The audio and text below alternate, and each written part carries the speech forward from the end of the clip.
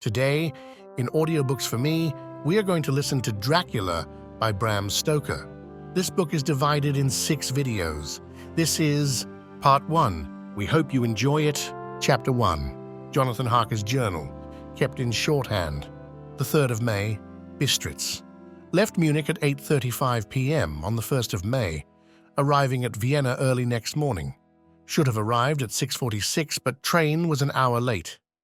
Budapest seems a wonderful place from the glimpse which I got of it from the train and the little I could walk through the streets.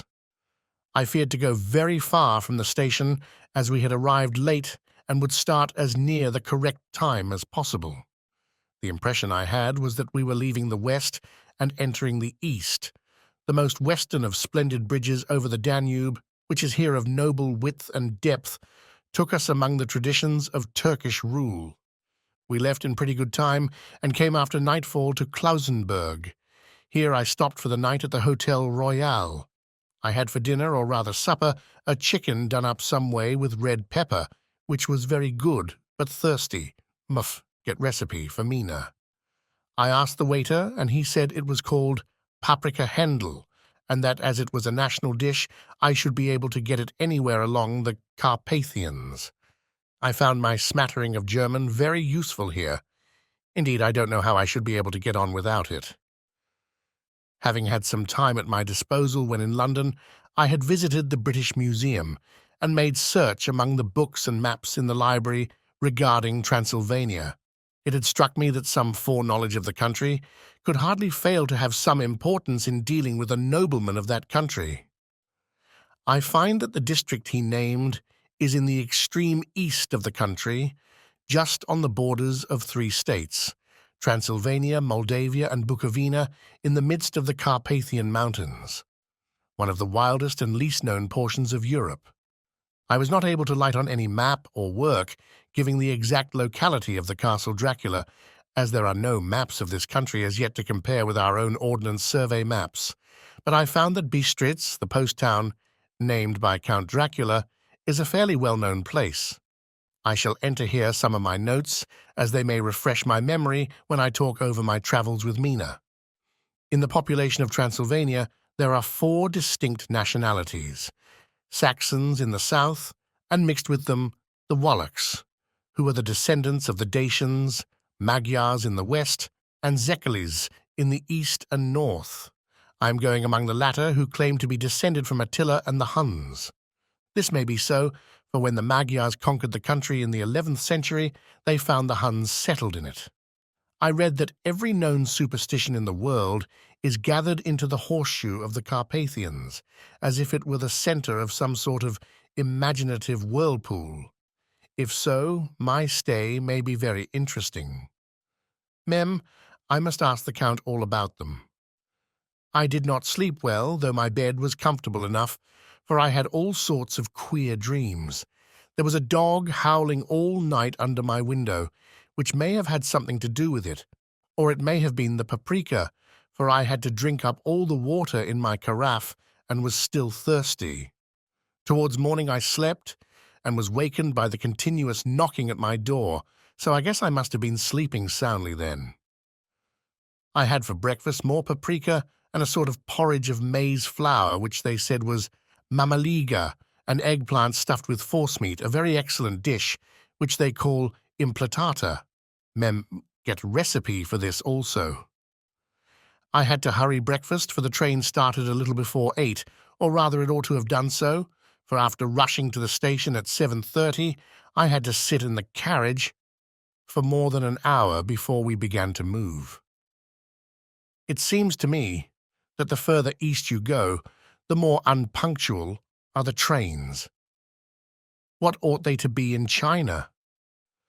All day long we seemed to dawdle through a country which was full of beauty of every kind. Sometimes we saw little towns or castles on the top of steep hills, such as we see in old missals. Sometimes we ran by rivers and streams which seemed, from the wide, stony margin on each side of them, to be subject to great floods. It takes a lot of water and running strong to sweep the outside edge of a river clear.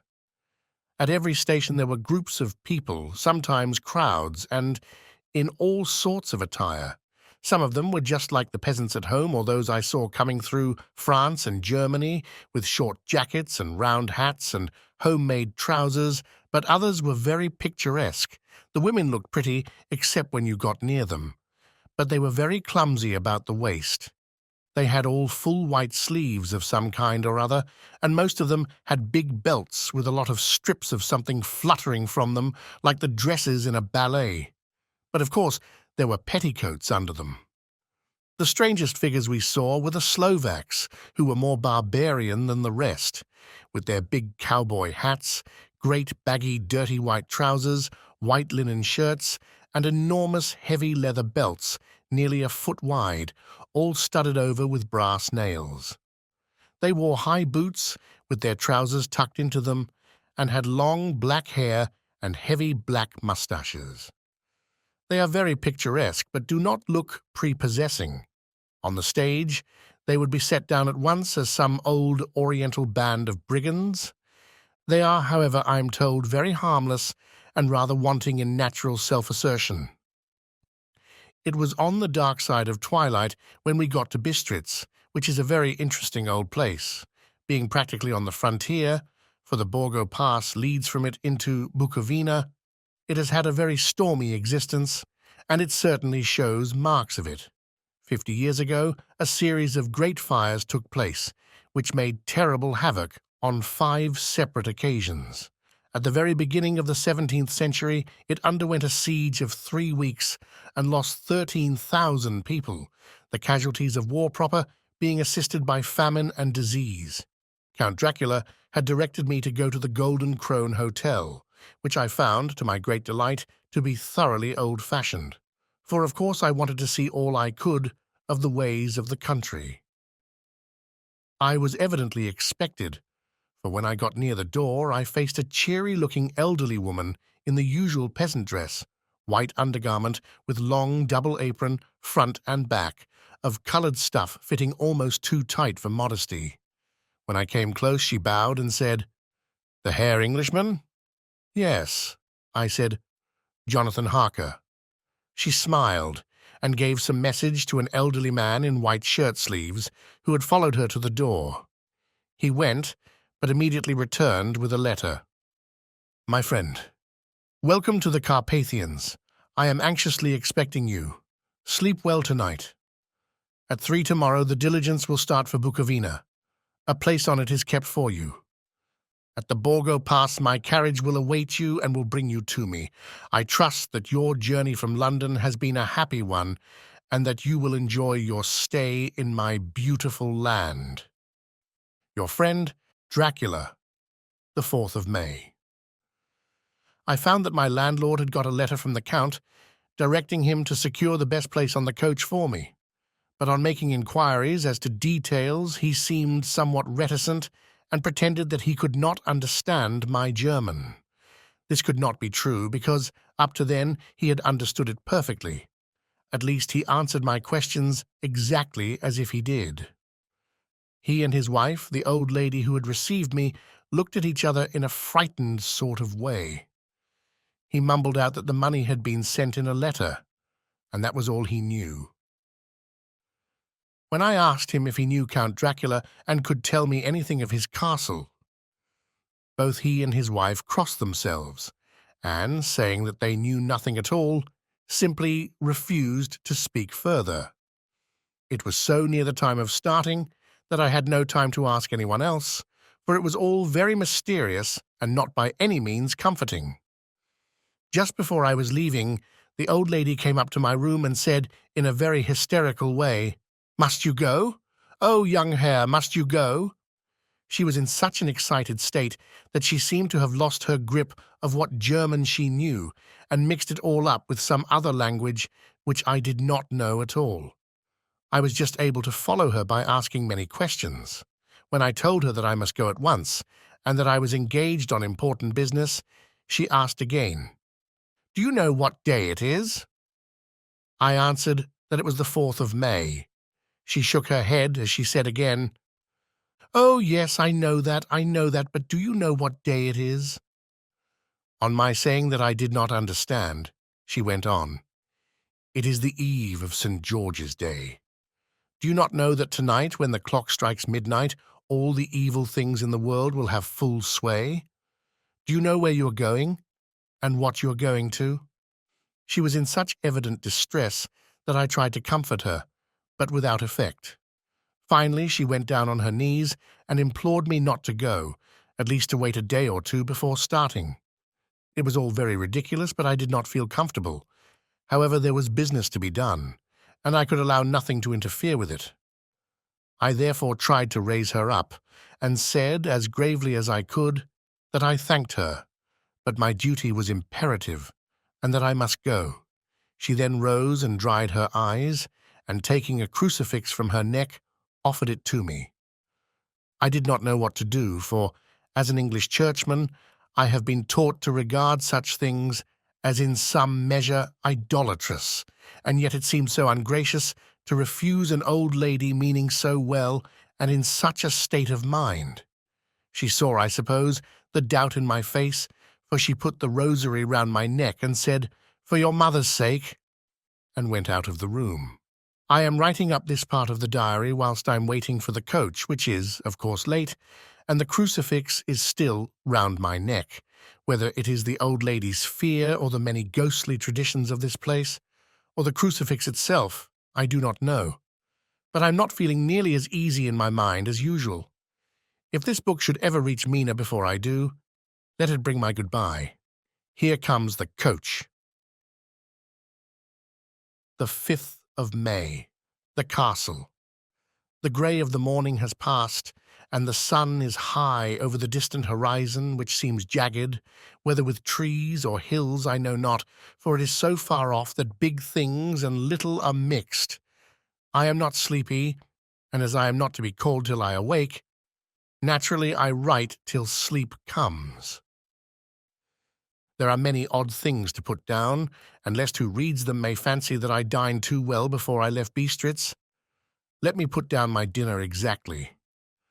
I dined on what they called robber steak, bits of bacon, onion and beef, seasoned with red pepper and strung on sticks and roasted over the fire, in the simple style of the London cat's meat. The wine was golden mediash, which produces a queer sting on the tongue, which is, however, not disagreeable. I had only a couple of glasses of this and nothing else.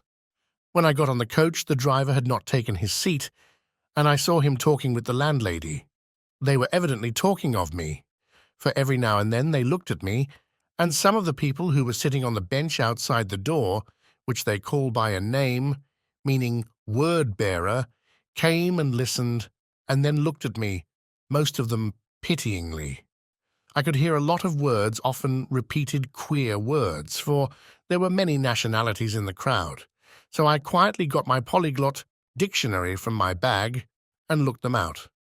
I must say they were not cheering to me, for amongst them were Ordog, Satan, Pokol, Hell, Stregoica, Witch, Vrolok, and Vulkoslak, both of which mean the same thing, one being Slovak and the other Servian for something that is either werewolf or vampire.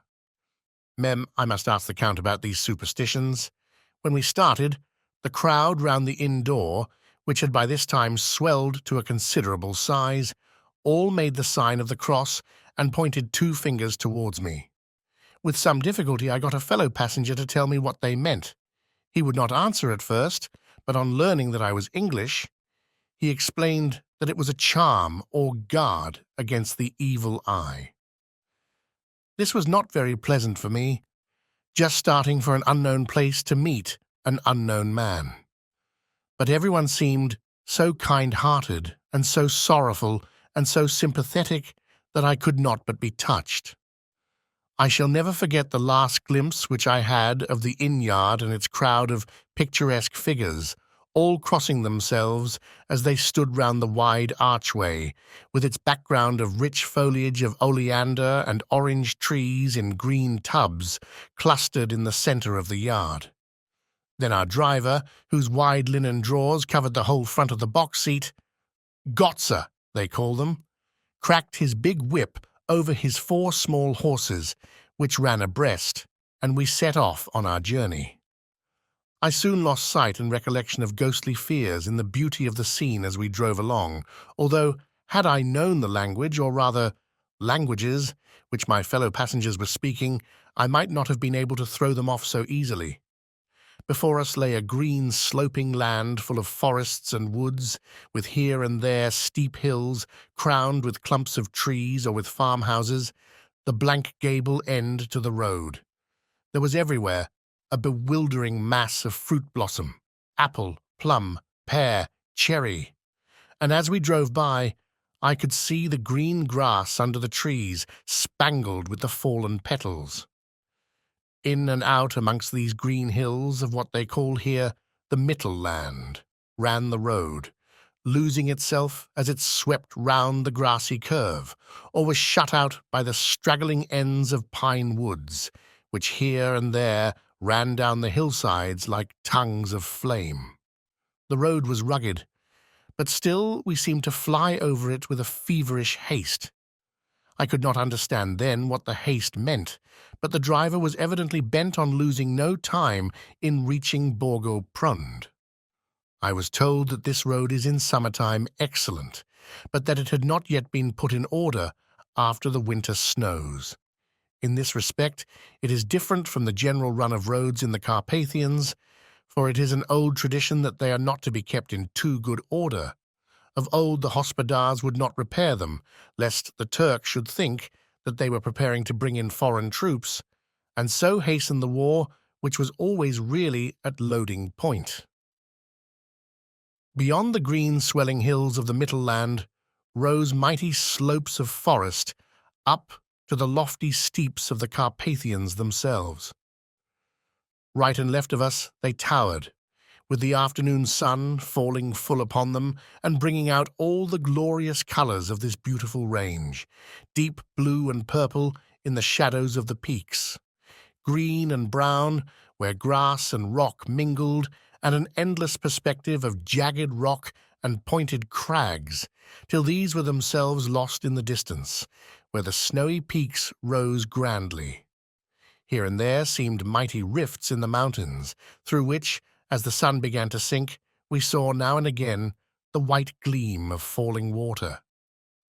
One of my companions touched my arm as we swept round the base of a hill and opened up the lofty, snow-covered peak of a mountain, which seemed, as we wound on our serpentine way, to be right before us. "Look, ist den Scheck, God's seat," and he crossed himself reverently. As we wound on our endless way, and the sun sank lower and lower behind us, the shadows of the evening began to creep round us. This was emphasized by the fact that the snowy mountain-top still held the sunset, and seemed to glow out with a delicate, cool pink. Here and there we passed Czechs and Slovaks, all in picturesque attire, but I noticed that Guatre was painfully prevalent. By the roadside were many crosses, and as we swept by, my companions all crossed themselves. Here and there was a peasant man or woman kneeling before a shrine, who did not even turn round as we approached, but seemed in the self-surrender of devotion to have neither eyes nor ears for the outer world. There were many things new to me. For instance, hayricks in the trees, and here and there very beautiful masses of weeping birch, their white stems shining like silver through the delicate green of the leaves. Now and again we passed a lighter wagon, the ordinary peasant's cart, with its long, snake-like vertebra, calculated to suit the inequalities of the road. On this were sure to be seated quite a group of home-coming peasants, the Czechs with their white, and the Slovaks with their coloured sheepskins, the latter carrying lance-fashion their long staves with axe at end. As the evening fell, it began to get very cold, and the growing twilight seemed to merge into one dark mistiness, the gloom of the trees, oak, beech, and pine, though in the valleys which ran deep between the spurs of the hills, as we ascended through the pass, the dark firs stood out here and there against the background of late-lying snow. Sometimes, as the road was cut through the pine woods that seemed in the darkness to be closing down upon us, great masses of greyness, which here and there bestrewed the trees, produced a peculiarly weird and solemn effect, which carried on the thoughts and grim fancies engendered earlier in the evening, when the falling sunset threw into strange relief the ghost-like clouds which amongst the Carpathians seemed to wind ceaselessly through the valleys. Sometimes the hills were so steep that despite our driver's haste, the horses could only go slowly. I wished to get down and walk up them as we do at home, but the driver would not hear of it. "No, no," he said, "you must not walk here. The dogs are too fierce." And then he added, with what he evidently meant for grim pleasantry, for he looked round to catch the approving smile of the rest, "and you may have enough of such matters before you go to sleep." The only stop he would make was a moment's pause to light his lamps.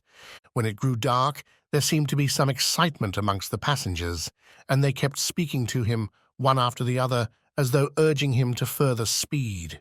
He lashed the horses unmercifully with his long whip, and with wild cries of encouragement urged them on to further exertions. Then, through the darkness, I could see a sort of patch of grey light ahead of us, as though there were a cleft in the hills. The excitement of the passengers grew greater. The crazy coach rocked on its great leather springs and swayed like a boat tossed on a stormy sea. I had to hold on. The road grew more level, and we appeared to fly along. Then the mountains seemed to come nearer to us on each side and to frown down upon us. We were entering on the Borgo Pass. One by one, several of the passengers offered me gifts, which they pressed upon me with an earnestness which would take no denial. These were certainly of an odd and varied kind, but each was given in simple good faith, with a kindly word and a blessing, and that strange mixture of fear-meaning movements which I had seen outside the hotel at Bistritz, the sign of the cross, and the guard against the evil eye. Then, as we flew along, the driver leaned forward, and on each side the passengers, craning over the edge of the coach, peered eagerly into the darkness. It was evident that something very exciting was either happening or expected, but though I asked each passenger, no one would give me the slightest explanation. This state of excitement kept on for some little time. And at last, we saw before us the pass opening out on the eastern side. There were dark, rolling clouds overhead, and in the air the heavy, oppressive sense of thunder. It seemed as though the mountain range had separated two atmospheres, and that now we had got into the thunderous one. I was now myself looking out for the conveyance which was to take me to the Count. Each moment I expected to see the glare of lamps through the blackness, but all was dark. The only light was the flickering rays of our own lamps, in which the steam from our hard-driven horses rose in a white cloud. We could see now the sandy road lying white before us, but there was on it no sign of a vehicle. The passengers drew back with a sigh of gladness, which seemed to mock my own disappointment. I was already thinking what I had best do, when the driver, looking at his watch, said to the others something which I could hardly hear. It was spoken so quietly and in so low a tone. I thought it was an hour less than the time. Then turning to me, he said in German worse than my own, "There is no carriage here. The Herr is not expected after all. He will now come on to Bukovina and return tomorrow or the next day. Better, the next day." Whilst he was speaking, the horses began to neigh and snort and plunge wildly, so that the driver had to hold them up. Then, amongst a chorus of screams from the peasants and a universal crossing of themselves, a calèche with 4 horses drove up behind us, overtook us, and drew up beside the coach. I could see from the flash of our lamps, as the rays fell on them, that the horses were coal-black and splendid animals. They were driven by a tall man with a long brown beard and a great black hat, which seemed to hide his face from us.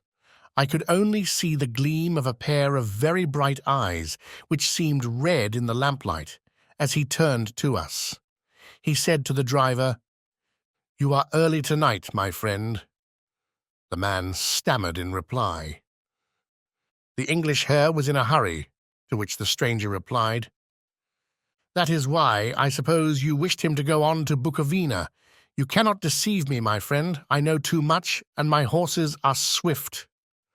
As he spoke, he smiled, and the lamplight fell on a hard-looking mouth, with very red lips and sharp-looking teeth, as white as ivory. One of my companions whispered to another the line from Burger's Lenore, "Denn die Toten reiten schnell," for the dead travel fast. The strange driver evidently heard the words, for he looked up with a gleaming smile. The passenger turned his face away, at the same time putting out his 2 fingers and crossing himself. "Give me the Herr's luggage," said the driver. And with exceeding alacrity, my bags were handed out and put in the calèche. Then I descended from the side of the coach, as the calèche was close alongside, the driver helping me with a hand which caught my arm in a grip of steel. His strength must have been prodigious. Without a word, he shook his reins, the horses turned, and we swept into the darkness of the pass. As I looked back, I saw the steam from the horses of the coach by the light of the lamps, and projected against it the figures of my late companions crossing themselves. Then the driver cracked his whip and called to his horses, and off they swept on their way to Bukovina. As they sank into the darkness, I felt a strange chill, and a lonely feeling came over me. But a cloak was thrown over my shoulders and a rug across my knees, and the driver said in excellent German, "The night is chill, mein Herr, and my master the Count bade me take all care of you. There is a flask of Slivovitz, the plum brandy of the country, underneath the seat if you should require it." I did not take any, but it was a comfort to know it was there all the same.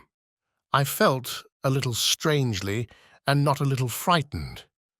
I think had there been any alternative I should have taken it, instead of prosecuting that unknown night journey.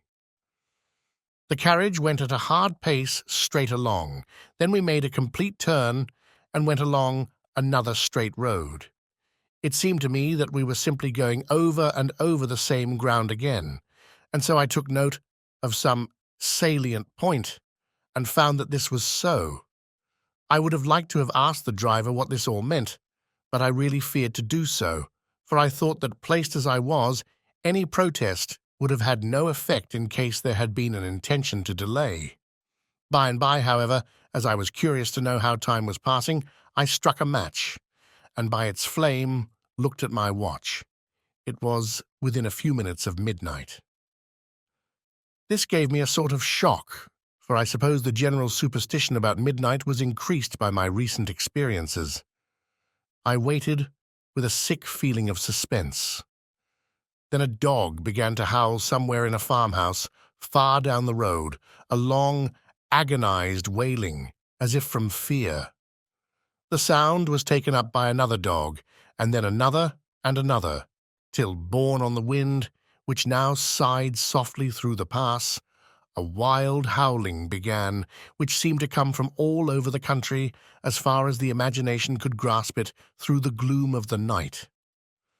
At the first howl, the horses began to strain and rear, but the driver spoke to them soothingly, and they quieted down, but shivered and sweated, as though after a runaway from sudden fright. Then, far off in the distance, from the mountains on each side of us began a louder and a sharper howling, that of wolves, which affected both the horses and myself in the same way, for I was minded to jump from the calèche and run, whilst they reared again and plunged madly, so that the driver had to use all his great strength to keep them from bolting. In a few minutes, however, my own ears got accustomed to the sound, and the horses so far became quiet that the driver was able to descend and to stand before them. He petted and soothed them, and whispered something in their ears, as I have heard of horse-tamers doing, and with extraordinary effect, for under his caresses they became quite manageable again, though they still trembled. The driver again took his seat and, shaking his reins, started off at a great pace. This time, after going to the far side of the pass, he suddenly turned down a narrow roadway which ran sharply to the right. Soon we were hemmed in with trees, which in places arched right over the roadway till we passed as through a tunnel, and again great frowning rocks guarded us boldly on either side. Though we were in shelter, we could hear the rising wind, for it moaned and whistled through the rocks, and the branches of the trees crashed together as we swept along. It grew colder and colder still, and fine, powdery snow began to fall, so that soon we and all around us were covered with a white blanket. The keen wind still carried the howling of the dogs, though this grew fainter as we went on our way. The baying of the wolves sounded nearer and nearer, as though they were closing round on us from every side. I grew dreadfully afraid, and the horses shared my fear. The driver, however, was not in the least disturbed. He kept turning his head to left and right, but I could not see anything through the darkness. Suddenly, away on our left, I saw a faint, flickering blue flame. The driver saw it at the same moment. He at once checked the horses and, jumping to the ground, disappeared into the darkness. I did not know what to do, the less as the howling of the wolves grew closer. But while I wondered, the driver suddenly appeared again, and without a word took his seat, and we resumed our journey. I think I must have fallen asleep and kept dreaming of the incident, for it seemed to be repeated endlessly, and now looking back, it is like a sort of awful nightmare. Once the flame appeared so near the road that even in the darkness around us I could watch the driver's motions. He went rapidly to where the blue flame arose. It must have been very faint, for it did not seem to illumine the place around it at all, and gathering a few stones, formed them into some device. Once there appeared a strange optical effect. When he stood between me and the flame, he did not obstruct it, for I could see its ghostly flicker all the same.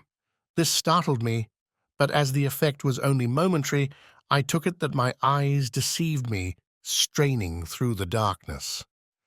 Then for a time there were no blue flames, and we sped onwards through the gloom, with the howling of the wolves around us, as though they were following in a moving circle. At last there came a time when the driver went further afield than he had yet gone, and during his absence the horses began to tremble worse than ever, and to snort and scream with fright. I could not see any cause for it, for the howling of the wolves had ceased altogether. But just then the moon, sailing through the black clouds, appeared behind the jagged crest of a beetling pine-clad rock, and by its light I saw around us a ring of wolves with white teeth and lolling red tongues, with long, sinewy limbs and shaggy hair. They were 100 times more terrible in the grim silence which held them than even when they howled. For myself, I felt a sort of paralysis of fear. It is only when a man feels himself face to face with such horrors that he can understand their true import. All at once the wolves began to howl, as though the moonlight had had some peculiar effect on them. The horses jumped about and reared, and looked helplessly round with eyes that rolled in a way painful to see. But the living ring of terror encompassed them on every side, and they had perforce to remain within it. I called to the coachman to come, for it seemed to me that our only chance was to try to break out through the ring and to aid his approach. I shouted and beat the side of the caleche, hoping by the noise to scare the wolves from that side so as to give him a chance of reaching the trap. How he came there I know not, but I heard his voice raised in a tone of imperious command, and looking towards the sound, saw him stand in the roadway. As he swept his long arms, as though brushing aside some impalpable obstacle, the wolves fell back and back further still. Just then, a heavy cloud passed across the face of the moon, so that we were again in darkness. When I could see again, the driver was climbing into the calash, and the wolves had disappeared. This was all so strange and uncanny that a dreadful fear came upon me, and I was afraid to speak or move. The time seemed interminable as we swept on our way, now in almost complete darkness, for the rolling clouds obscured the moon. We kept on ascending, with occasional periods of quick descent, but in the main always ascending. Suddenly, I became conscious of the fact that the driver was in the act of pulling up the horses in the courtyard of a vast ruined castle, from whose tall black windows came no ray of light, and whose broken battlements showed a jagged line against the moonlit sky. Chapter 2. Johnathan Harker's Journal, continued, the 5th of May. I must have been asleep, for certainly if I had been fully awake, I must have noticed the approach of such a remarkable place. In the gloom, the courtyard looked of considerable size, and as several dark ways led from it under great round arches, it perhaps seemed bigger than it really is. I have not yet been able to see it by daylight. When the caleche stopped, the driver jumped down and held out his hand to assist me to alight. Again, I could not but notice his prodigious strength.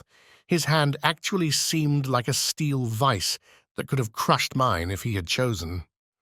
Then he took out my traps and placed them on the ground beside me as I stood close to a great door, old and studded with large iron nails and set in a projecting doorway of massive stone.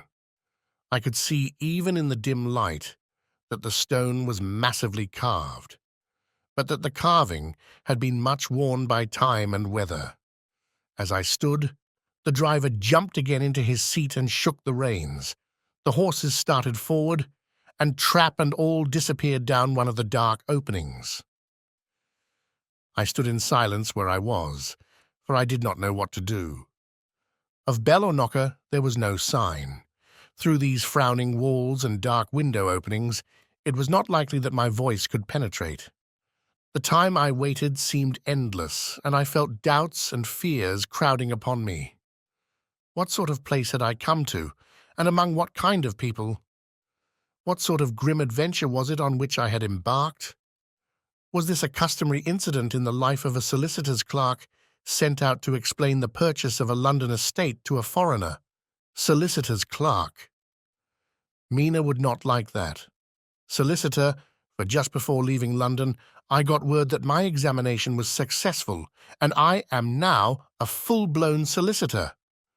I began to rub my eyes and pinch myself to see if I were awake. It all seemed like a horrible nightmare to me, and I expected that I should suddenly awake and find myself at home, with the dawn struggling in through the windows as I had now and again felt in the morning after a day of overwork. But my flesh answered the pinching test, and my eyes were not to be deceived. I was indeed awake and among the Carpathians. All I could do now was to be patient and to wait the coming of the morning.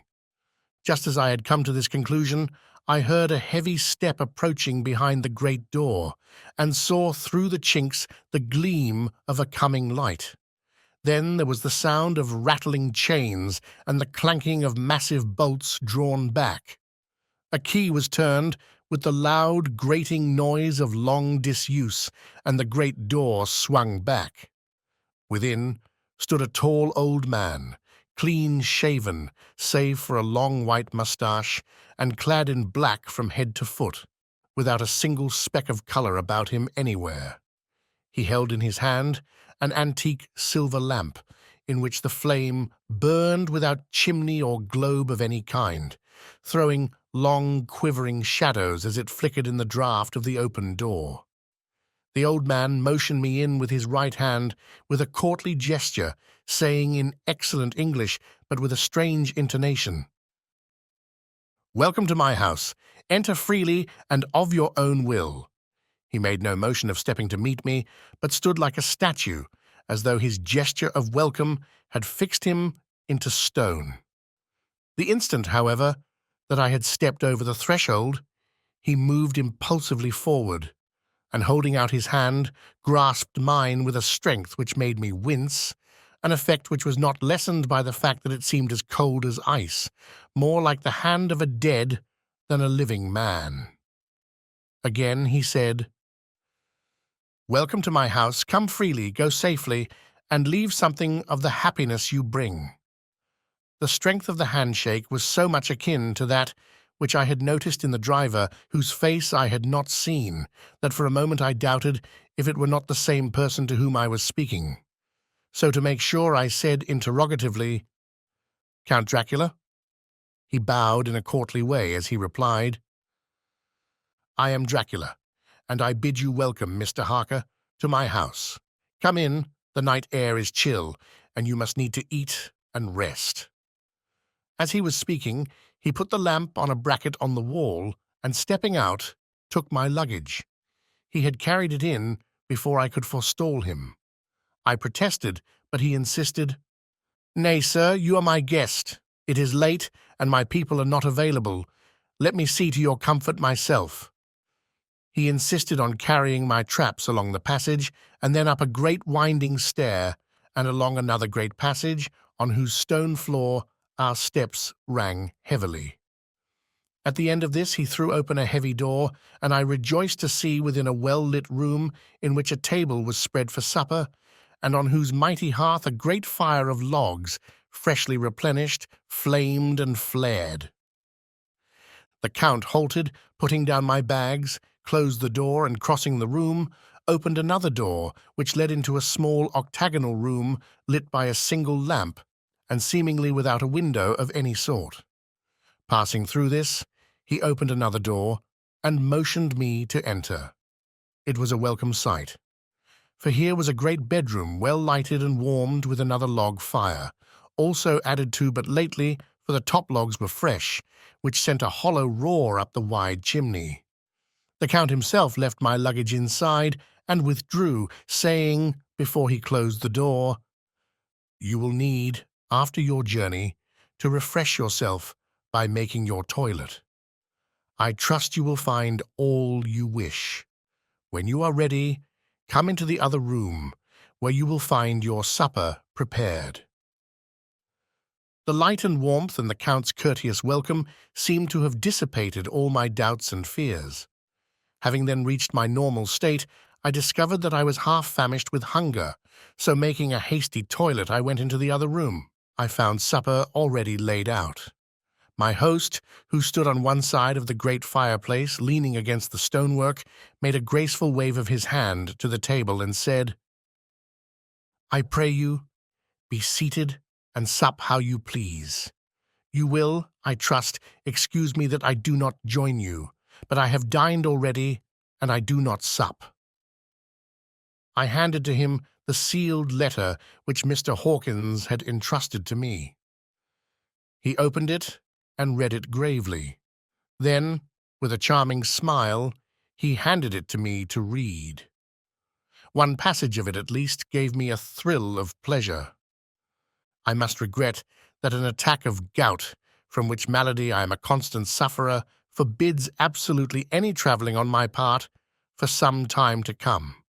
But I am happy to say I can send a sufficient substitute, one in whom I have every possible confidence. He is a young man, full of energy and talent in his own way, and of a very faithful disposition. He is discreet and silent, and has grown into manhood in my service.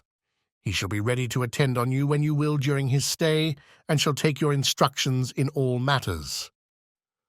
The Count himself came forward and took off the cover of a dish, and I fell to at once on an excellent roast chicken.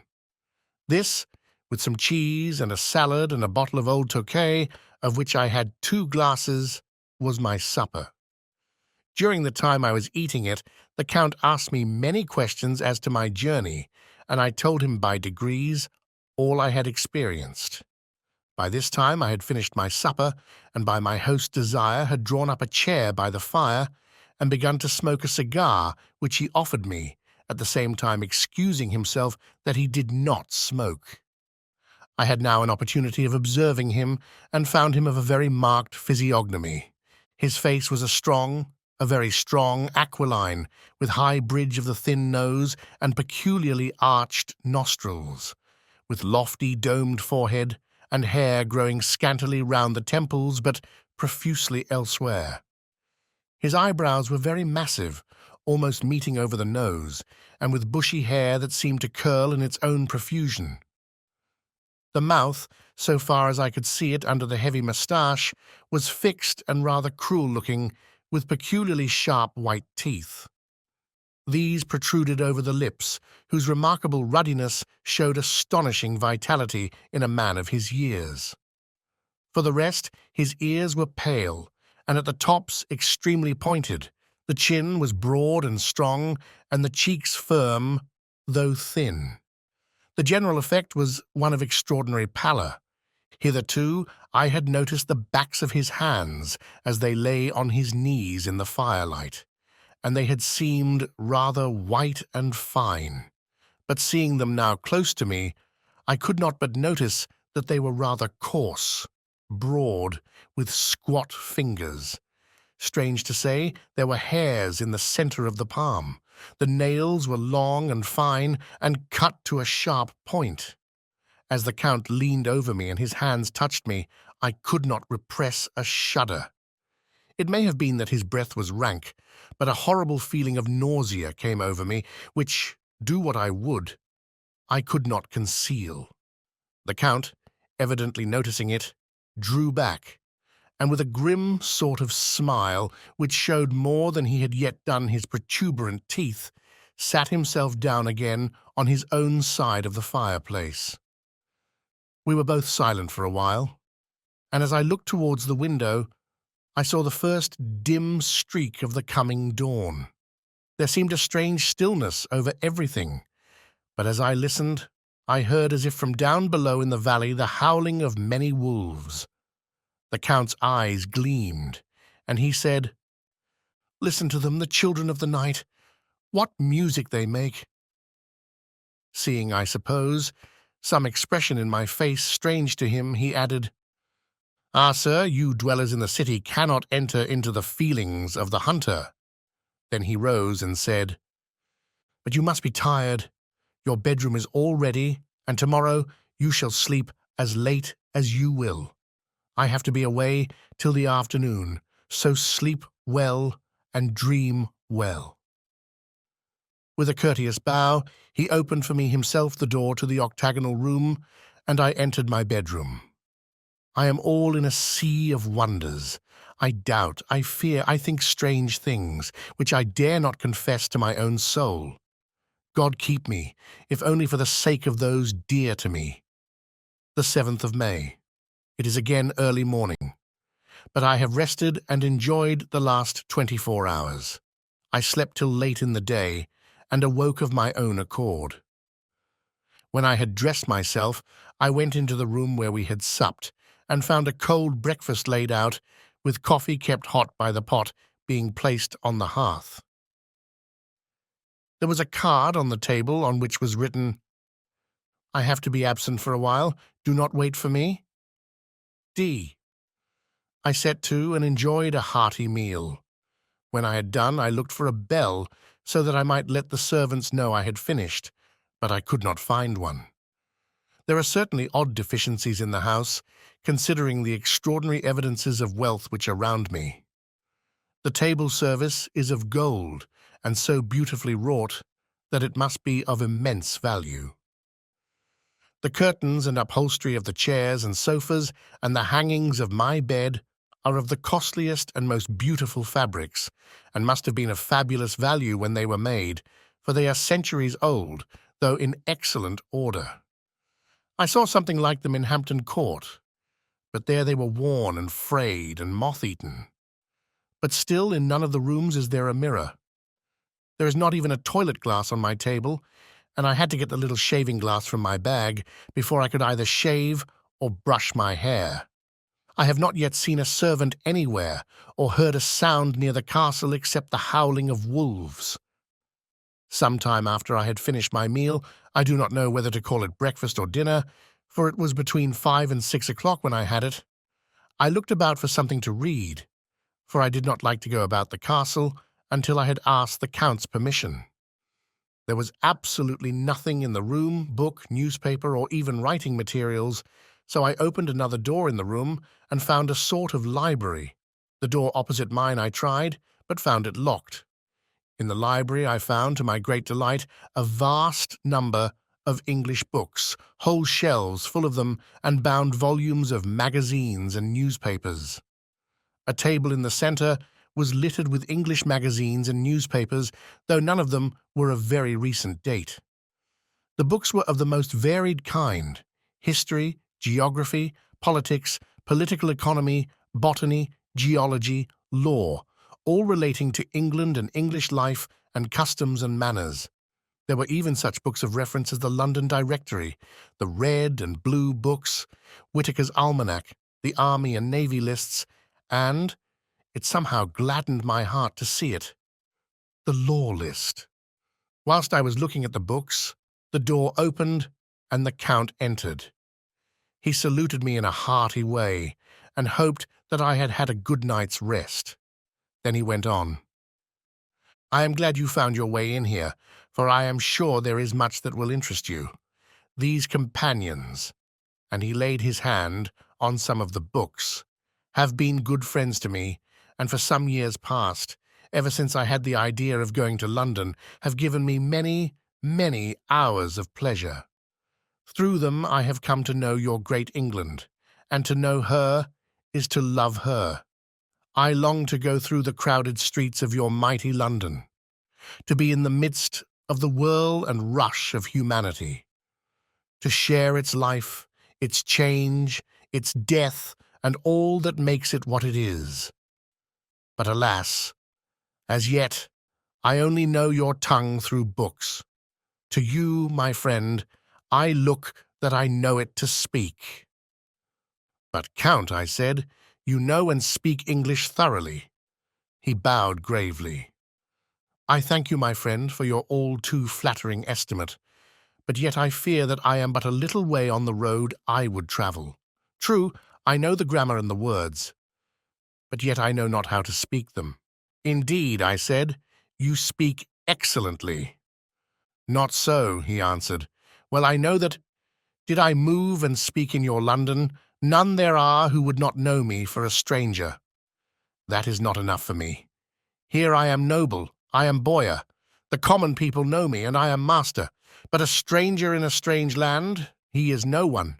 Men know him not, and to know not is to care not for. I am content if I am like the rest, so that no man stops if he see me, or pause in his speaking if he hear my words. A stranger. I have been so long master that I would be master still, or at least that none other should be master of me. You come to me not alone as agent of my friend Peter Hawkins of Exeter to tell me all about my new estate in London. You shall, I trust, rest here with me a while, so that by our talking I may learn the English intonation. And I would that you tell me when I make error, even of the smallest, in my speaking. I am sorry that I had to be away so long today, but you will, I know, forgive one who has so many important affairs in hand." Of course I said all I could about being willing, and asked if I might come into that room when I chose. He answered, "Yes, certainly," and added, "You may go anywhere you wish in the castle, except where the doors are locked, where of course you will not wish to go. There is reason that all things are as they are, and did you see with my eyes, and know with my knowledge, you would perhaps better understand." I said I was sure of this, and then he went on, "We are in Transylvania, and Transylvania is not England. Our ways are not your ways, and there shall be to you many strange things. Nay, from what you have told me of your experiences already, you know something of what strange things there may be." This led to much conversation, and as it was evident that he wanted to talk, if only for talking's sake, I asked him many questions regarding things that had already happened to me or come within my notice. Sometimes he sheered off the subject or turned the conversation by pretending not to understand, but generally he answered all I asked most frankly. Then, as time went on, and I had got somewhat bolder, I asked him of some of the strange things of the preceding night, as, for instance, why the coachman went to the places where he had seen the blue flames.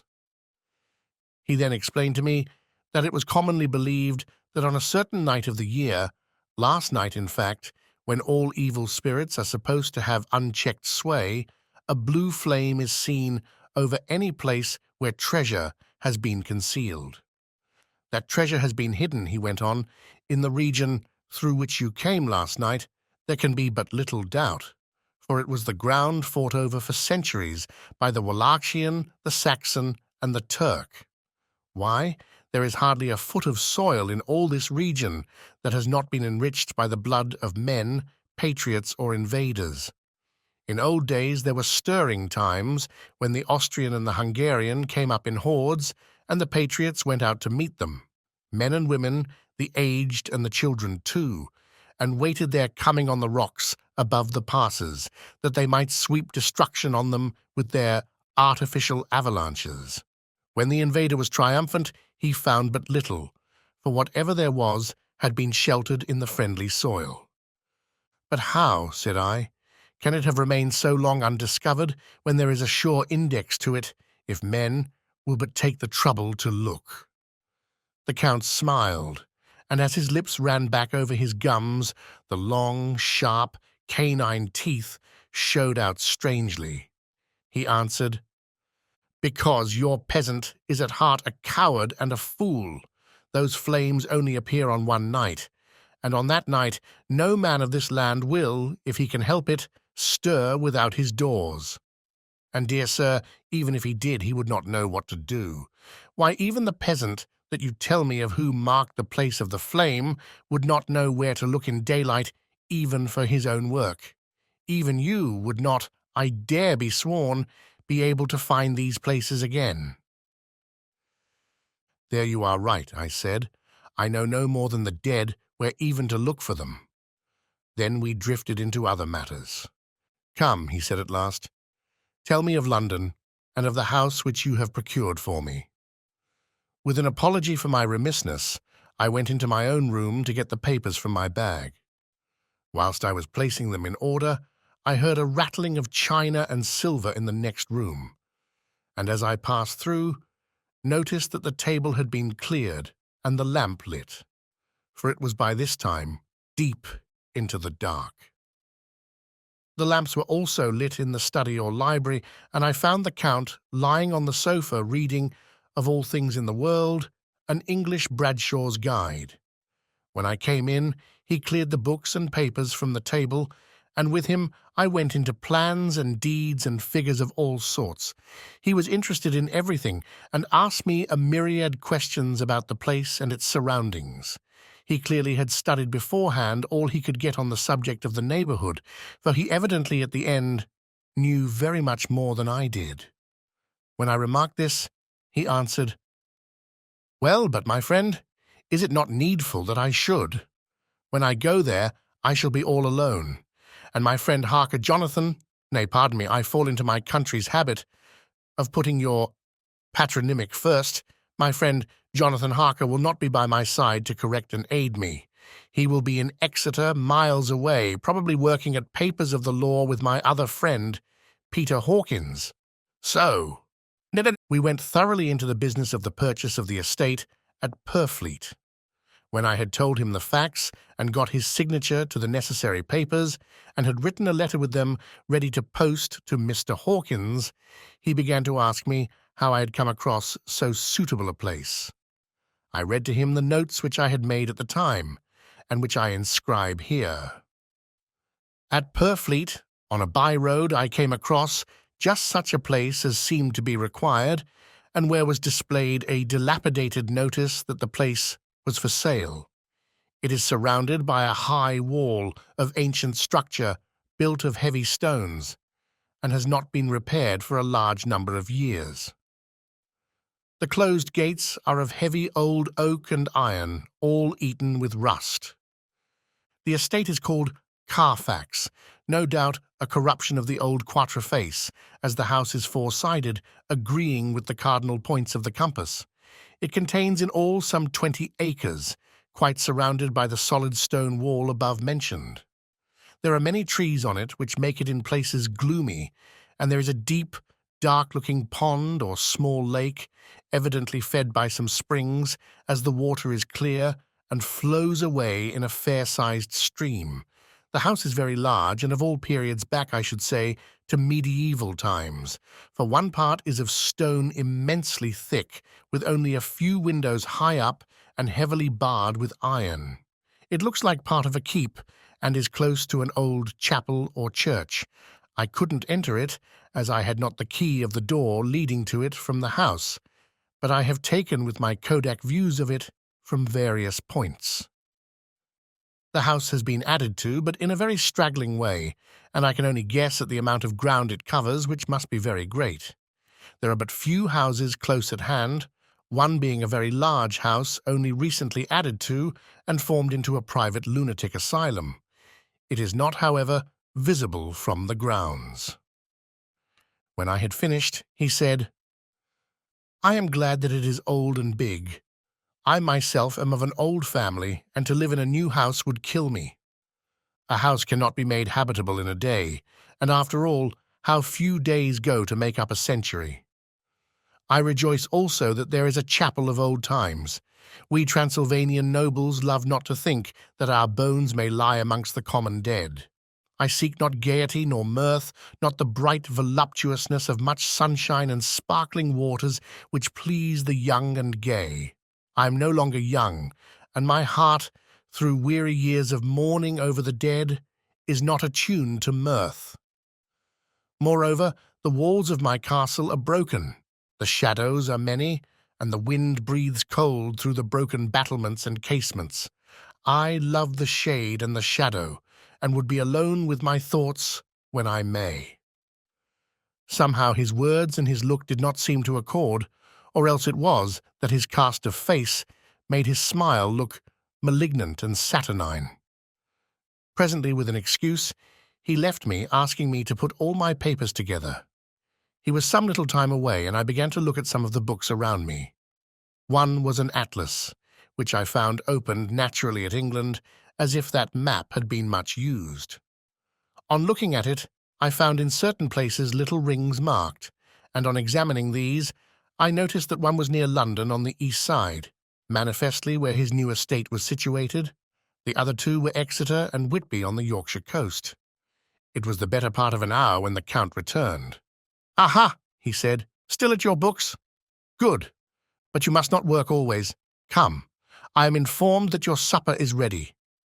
He took my arm, and we went into the next room, where I found an excellent supper ready on the table.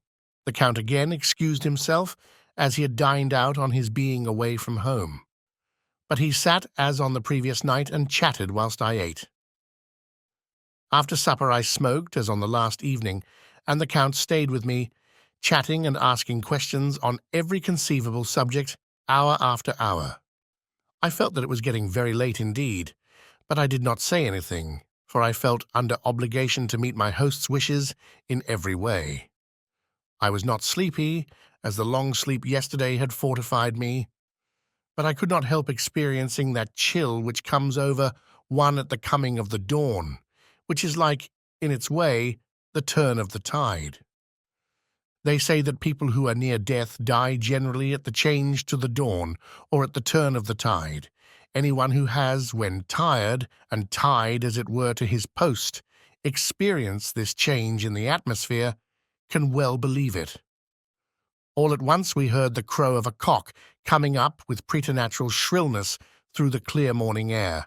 Count Dracula, jumping to his feet, said, "Why, there is the morning again!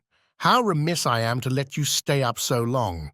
You must make your conversation regarding my dear new country of England less interesting, so that I may not forget how time flies by us." And, with a courtly bow, he quickly left me. I went into my own room and drew the curtains, but there was little to notice. My window opened into the courtyard. All I could see was the warm grey of quickening sky. So I pulled the curtains again and have written of this day, the 8th of May. I began to fear as I wrote in this book that I was getting too diffuse. But now I am glad that I went into detail from the first, for there is something so strange about this place and all in it that I cannot but feel uneasy. I wish I were safe out of it, or that I had never come. It may be that this strange night existence is telling on me, but would that that were all. If there were anyone to talk to, I could bear it, but there is no one. I have only the Count to speak with, and I fear I am myself the only living soul within the place. Let me be prosaic, so far as facts can be.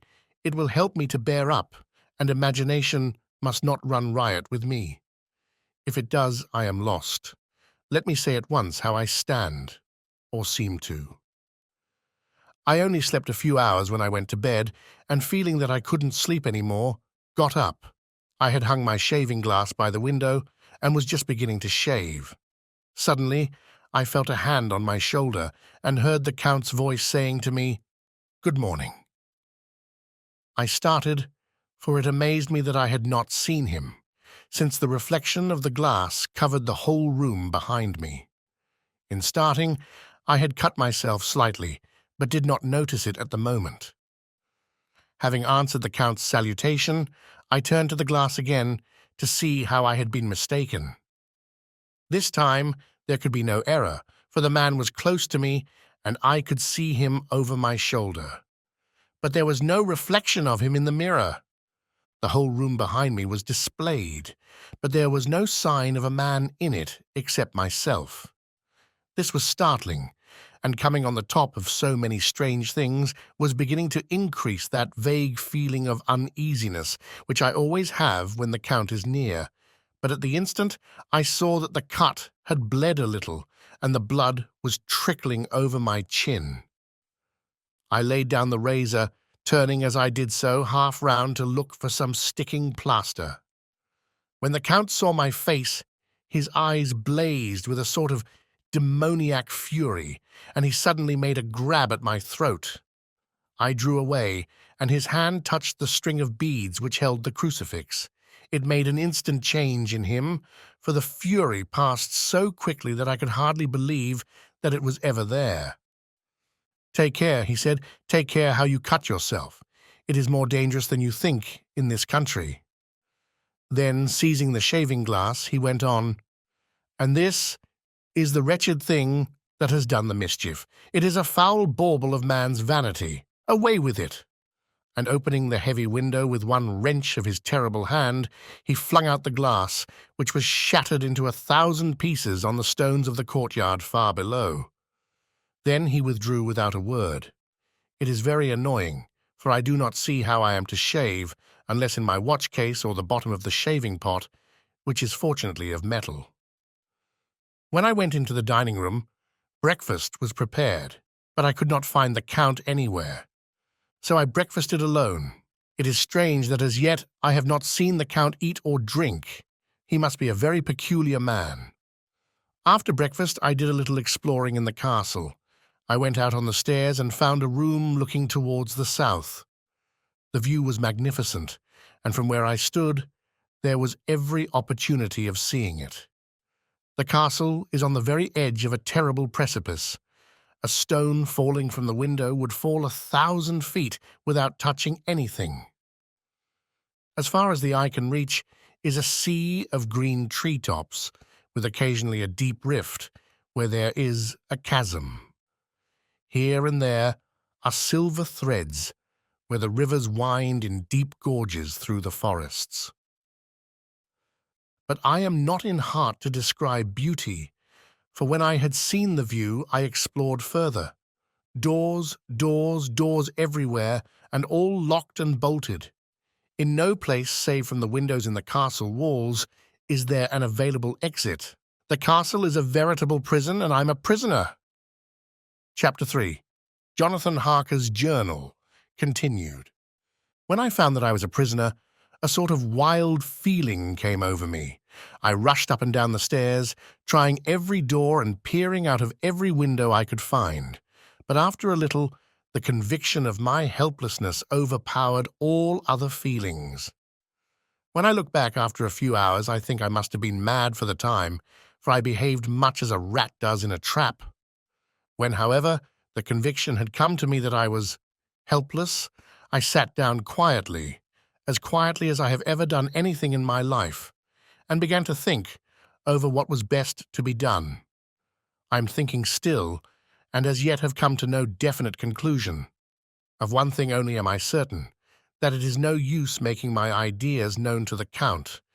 He knows well that I am imprisoned, and as he has done it himself, and has doubtless his own motives for it, he would only deceive me if I trusted him fully with the facts.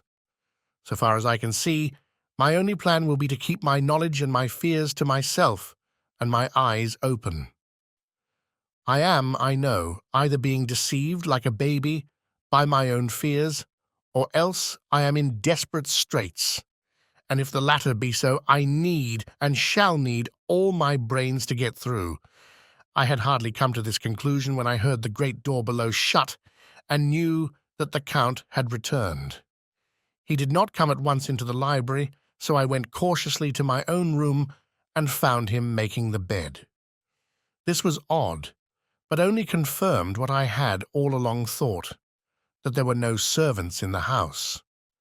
When later I saw him through the chink of the hinges of the door, laying the table in the dining room, I was assured of it.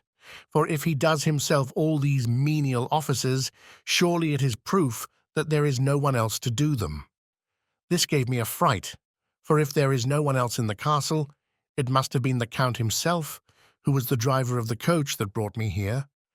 This is a terrible thought, for if so, what does it mean that he could control the wolves, as he did, by only holding up his hand in silence?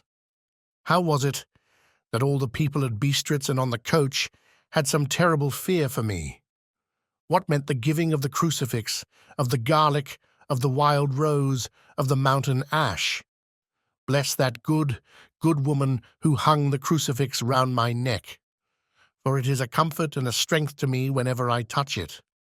It is odd that a thing which I have been taught to regard with disfavor and as idolatrous should, in a time of loneliness and trouble, be of help.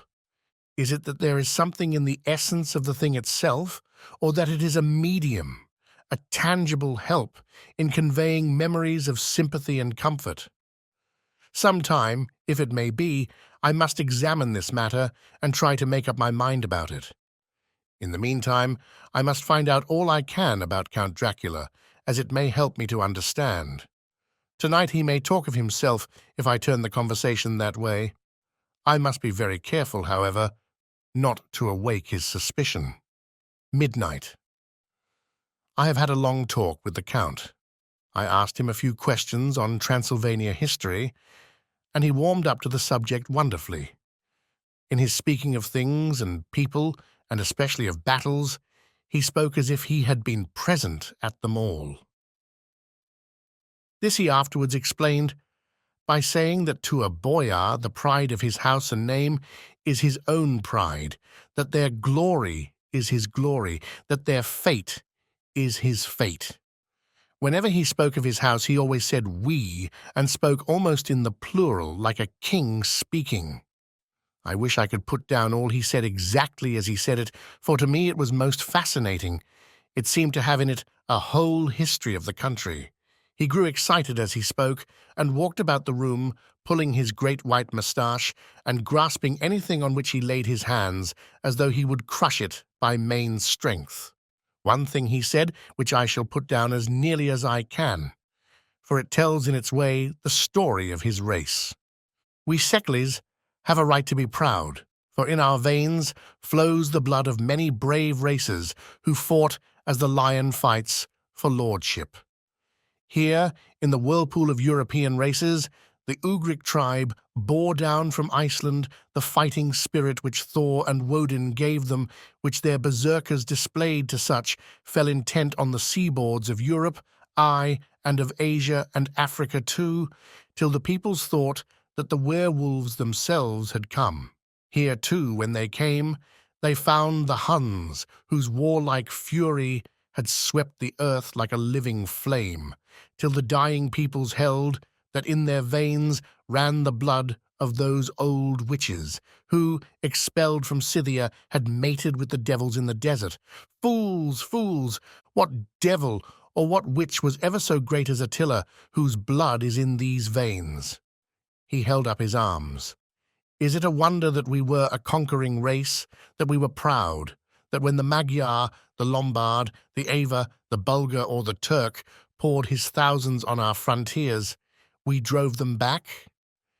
Is it strange that when Arpad and his legions swept through the Hungarian fatherland, he found us here when he reached the frontier, that the Honfoglalas was completed there? And when the Hungarian flood swept eastward, the Szekelyes were claimed as kindred by the victorious Magyars, and to us for centuries was trusted the guarding of the frontier of Turkey land. Aye, and more than that, endless duty of the frontier guard, for, as the Turks say, water sleeps and enemy is sleepless. Who more gladly than we throughout the four nations received the bloody sword, or, at its warlike call, flocked quicker to the standard of the king? When was redeemed that great shame of my nation, the shame of Kosovo, when the flags of the Wallach and the Magyar went down beneath the crescent? Who was it but one of my own race, who, as voivode, crossed the Danube and beat the Turk on his own ground? This was a Dracula indeed. Woe was it that his own unworthy brother, when he had fallen, sold his people to the Turk and brought the shame of slavery on them. Was it not this Dracula indeed who inspired that other of his race, who in a later age again and again brought his forces over the great river into Turkey land, who, when he was beaten back, came again and again and again, though he had to come alone from the bloody field where his troops were being slaughtered, since he knew that he alone could ultimately triumph? They said that he thought only of himself. Bah! What good are peasants without a leader? Where ends the war without a brain and heart to conduct it? Again, when, after the Battle of Moax, we threw off the Hungarian yoke, we of the Dracula blood were amongst their leaders, for our spirit would not brook that we were not free. Ah, young sir, the Szekelyes and the Dracula as their heart's blood, their brains and their swords, can boast a record that mushroom growths like the Habsburgs and the Romanovs can never reach. The warlike days are over. Blood is too precious a thing in these days of dishonorable peace, and the glories of the great races are as a tale that is told. It was by this time close on morning, and we went to bed. Mem. This diary seems horribly like the beginning of the Arabian Nights, for everything has to break off at cockcrow, or like the ghost of Hamlet's father. The 12th of May. Let me begin with facts, bare, meagre facts, verified by books and figures, and of which there can be no doubt. I must not confuse them with experiences which will have to rest on my own observation or my memory of them. Last evening, when the Count came from his room, he began by asking me questions on legal matters and on the doing of certain kinds of business. I had spent the day wearily over books, and simply to keep my mind occupied, went over some of the matters I had been examining at Lincoln's Inn. There was a certain method in the Count's inquiries, so I shall try to put them down in sequence. The knowledge may somehow or sometime be useful to me. First he asked if a man in England might have 2 solicitors or more. I told him he might have a dozen if he wished, but that it would not be wise to have more than 1 solicitor engaged in one transaction, as only one could act at a time, and that to change would be certain to militate against his interest. He seemed thoroughly to understand, and went on to ask if there would be any practical difficulty in having one man to attend, say, to banking, and another to look after shipping, in case local help were needed in a place far from the home of the banking solicitor. I asked him to explain more fully, so that I might not by any chance mislead him, so he said, "I shall illustrate. Your friend and mine, Mr. Peter Hawkins, from under the shadow of your beautiful cathedral at Exeter, which is far from London, buys for me through your good self my place at London. Good. Now here let me say frankly, lest you should think it strange that I have sought the services of one so far off from London instead of someone resident there, that my motive was that no local interest might be served save my wish only, and as one of London residents might perhaps have some purpose of himself or friend to serve, I went thus afield to seek my agent, whose labours should be only to my interest. Now suppose I, who have much of affairs, wish to ship goods, say to Newcastle, or Durham, or Harwich, or Dover, might it not be that it could with more ease be done by consigning to one in these ports? I answered that certainly it would be most easy, but that we solicitors had a system of agency one for the other, so that local work could be done locally on instruction from any solicitor, so that the client, simply placing himself in the hands of one man, could have his wishes carried out by him without further trouble. But, said he, I could be at liberty to direct myself, is it not so? Of course, I replied, and such is often done by men of business who do not like the whole of their affairs to be known by any one person. Good, he said, and then went on to ask about the means of making consignments and the forms to be gone through, and of all sorts of difficulties which might arise, but by forethought could be guarded against.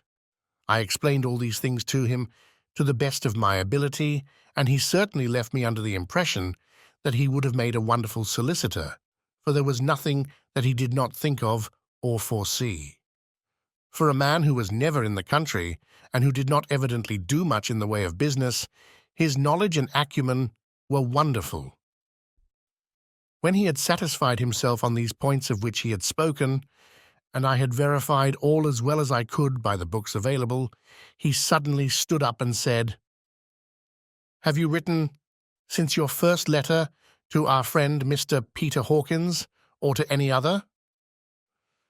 It was with some bitterness in my heart that I answered that I had not, that as yet I had not seen any opportunity of sending letters to anybody. "Then write now, my young friend," he said, laying a heavy hand on my shoulder. "Write to our friend and to any other, and say, if it will please you, that you shall stay with me until a month from now." "Do you wish me to stay so long?" I asked, for my heart grew cold at the thought. "I desire it much. Nay, I will take no refusal. When your master, employer, what you will, engaged that someone should come on his behalf, it was understood that my needs only were to be consulted. I have not stinted. Is it not so?" What could I do but bow acceptance? It was Mr. Hawkins's interest, not mine, and I had to think of him, not myself, and besides, while Count Dracula was speaking, there was that in his eyes and in his bearing which made me remember that I was a prisoner, and that if I wished it, I could have no choice. The Count saw his victory in my bow, and his mastery in the trouble of my face, for he began at once to use them, but in his own smooth, resistless way. "I pray you, my good young friend, that you will not discourse of things other than business in your letters. It will doubtless please your friends to know that you are well, and that you look forward to getting home to them. Is it not so?" As he spoke, he handed me 3 sheets of notepaper and 3 envelopes. They were all of the thinnest foreign post, and looking at them, then at him, and noticing his quiet smile, with the sharp, canine teeth lying over the red underlip, I understood as well as if he had spoken that I should be careful what I wrote, for he would be able to read it. So I determined to write only formal notes now, but to write fully to Mr. Hawkins in secret, and also to Mina, for to her I could write in shorthand, which would puzzle the Count if he did see it. When I had written my 2 letters, I sat quiet, reading a book, whilst the Count wrote several notes, referring as he wrote them to some books on his table. Then he took up my 2 and placed them with his own, and put by his writing materials, after which, the instant the door had closed behind him, I leaned over and looked at the letters, which were face down on the table. I felt no compunction in doing so, for under the circumstances, I felt that I should protect myself in every way I could. One of the letters was directed to Samuel F. Billington, No. 7, The Crescent, Whitby, another to Herr Leutner, Varna. The third was to Coutts and Company, London, and the fourth to Herren Klopstock and Bilroyth, bankers, Budapest. The second and fourth were unsealed. I was just about to look at them when I saw the door handle move. I sank back in my seat, having just had time to replace the letters as they had been and to resume my book before the Count, holding still another letter in his hand, entered the room. He took up the letters on the table and stamped them carefully, and then turning to me said, "I trust you will forgive me, but I have much work to do in private this evening. You will, I hope, find all things as you wish." At the door he turned, and after a moment's pause said, "Let me advise you, my dear young friend, nay, let me warn you with all seriousness, that should you leave these rooms, you will not by any chance go to sleep in any other part of the castle. It is old and has many memories, and there are bad dreams for those who sleep unwisely. Be warned. Should sleep now or ever overcome you, or be like to do, then haste to your own chamber or to these rooms, for your rest will then be safe. But if you be not careful in this respect, then—" He finished his speech in a gruesome way, for he motioned with his hands as if he were washing them. I quite understood. My only doubt was as to whether any dream could be more terrible than the unnatural, horrible net of gloom and mystery which seemed closing around me. Later. I endorsed the last words written, but this time there is no doubt in question. I shall not fear to sleep in any place where he is not. I have placed the crucifix over the head of my bed. I imagine that my rest is thus freer from dreams. And there it shall remain. When he left me, I went to my room. After a little while, not hearing any sound, I came out and went up the stone stair to where I could look out towards the south. There was some sense of freedom in the vast expanse, inaccessible, though it was to me, as compared with the narrow darkness of the courtyard. Looking out on this, I felt that I was indeed in prison, and I seemed to want a breath of fresh air, though it were of the night. I am beginning to feel this nocturnal existence tell on me. It is destroying my nerve. I start at my own shadow, and am full of all sorts of horrible imaginings. God knows that there is ground for my terrible fear in this accursed place. I looked out over the beautiful expanse, bathed in soft yellow moonlight, till it was almost as light as day. In the soft light, the distant hills became melted, and the shadows in the valleys and gorges of velvety blackness. The mere beauty seemed to cheer me. There was peace and comfort in every breath I drew. As I leaned from the window, my eye was caught by something moving a story below me, and somewhat to my left, where I imagined, from the order of the rooms, that the windows of the Count's own room would look out. The window at which I stood was tall and deep, stone-mullioned, and though weather-worn, was still complete, but it was evidently many a day since the case had been there. I drew back behind the stonework and looked carefully out. What I saw was the Count's head coming out from the window. I did not see the face, but I knew the man by the neck and the movement of his back and arms. In any case, I could not mistake the hands which I had had so many opportunities of studying. I was at first interested and somewhat amused, for it is wonderful how small a matter will interest and amuse a man when he is a prisoner. But my very feelings changed to repulsion and terror when I saw the whole man slowly emerge from the window and begin to crawl down the castle wall over that dreadful abyss, face down with his cloak spreading out around him like great wings. At first I could not believe my eyes. I thought it was some trick of the moonlight, some weird effect of shadow, but I kept looking, and it could be no delusion. I saw the fingers and toes grasp the corners of the stones, worn clear of the mortar by the stress of years, and by thus using every projection and inequality move downwards with considerable speed, just as a lizard moves along a wall. What manner of man is this, or what manner of creature is it in the semblance of man? I feel the dread of this horrible place overpowering me. I am in fear, in awful fear, and there is no escape for me. I am encompassed about with terrors that I dare not think of. The 15th of May. Once more have I seen the Count go out in his lizard fashion.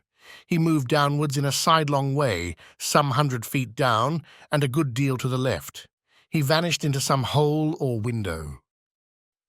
When his head had disappeared, I leaned out to try and see more, but without avail. The distance was too great to allow a proper angle of sight. I knew he had left the castle now, and thought to use the opportunity to explore more than I had dared to do as yet. I went back to the room, and taking a lamp, tried all the doors.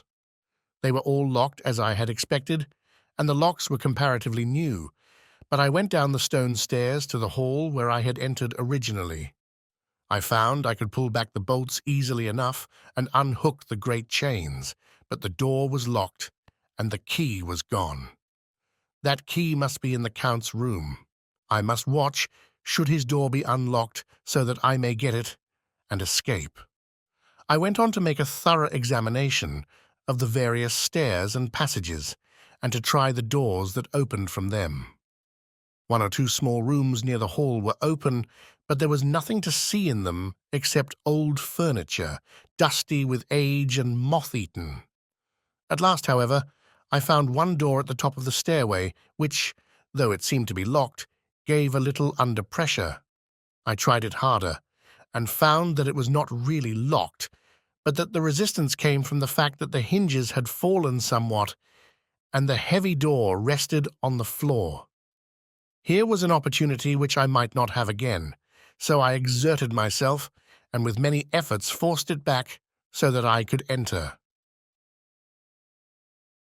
I was now in a wing of the castle further to the right than the rooms I knew, and a story lower down.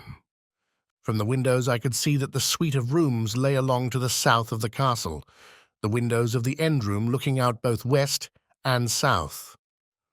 On the latter side, as well as to the former, there was a great precipice. The castle was built on the corner of a great rock, so that on 3 sides it was quite impregnable, and great windows were placed here where sling or bow or culverin could not reach, and consequently light and comfort, impossible to a position which had to be guarded, were secured. To the west was a great valley, and then, rising far away, great jagged mountain fastnesses, rising peak on peak, the sheer rock studded with mountain ash and thorn, whose roots clung in cracks and crevices and crannies of the stone. This was evidently the portion of the castle occupied by the ladies in bygone days, for the furniture had more air of comfort than any I had seen. The windows were curtainless, and the yellow moonlight, flooding in through the diamond panes, enabled one to see even colours, whilst it softened the wealth of dust which lay over all and disguised, in some measure, the ravages of time and the moth. My lamp seemed to be of little effect in the brilliant moonlight, but I was glad to have it with me, for there was a dread loneliness in the place which chilled my heart and made my nerves tremble. Still, it was better than living alone in the rooms which I had come to hate from the presence of the Count, and after trying a little to school my nerves, I found a soft quietude come over me. Here I am, sitting at a little oak table, where in old times possibly some fair lady sat to pen, with much thought and many blushes, her ill-spelt love-letter, and writing in my diary in shorthand all that has happened since I closed it last. It is 19th century up to date with a vengeance, and yet, unless my senses deceive me, the old centuries had and have powers of their own which mere modernity cannot kill. Later, the morning of the 16th of May. God preserve my sanity, for to this I am reduced. Safety and the assurance of safety are things of the past. Whilst I live on here, there is but one thing to hope for, that I may not go mad, if indeed I be not mad already. If I be sane, then surely it is maddening to think that of all the foul things that lurk in this hateful place, the Count is the least dreadful to me, that to him alone I can look for safety, even though this be only whilst I can serve his purpose. Great God, merciful God, let me be calm, for out of that way lies madness indeed. I begin to get new lights on certain things, which have puzzled me. Up to now I never quite knew what Shakespeare meant when he made Hamlet say, "My tablets, quick, my tablets! 'Tis meet that I put it down," etc. For now, feeling as though my own brain were unhinged, or as if the shock had come which must end in its undoing, I turned to my diary for repose. The habit of entering accurately must help to soothe me. The Count's mysterious warning frightened me at the time. It frightens me more now when I think of it, for in future he has a fearful hold upon me. I shall fear to doubt what he may say.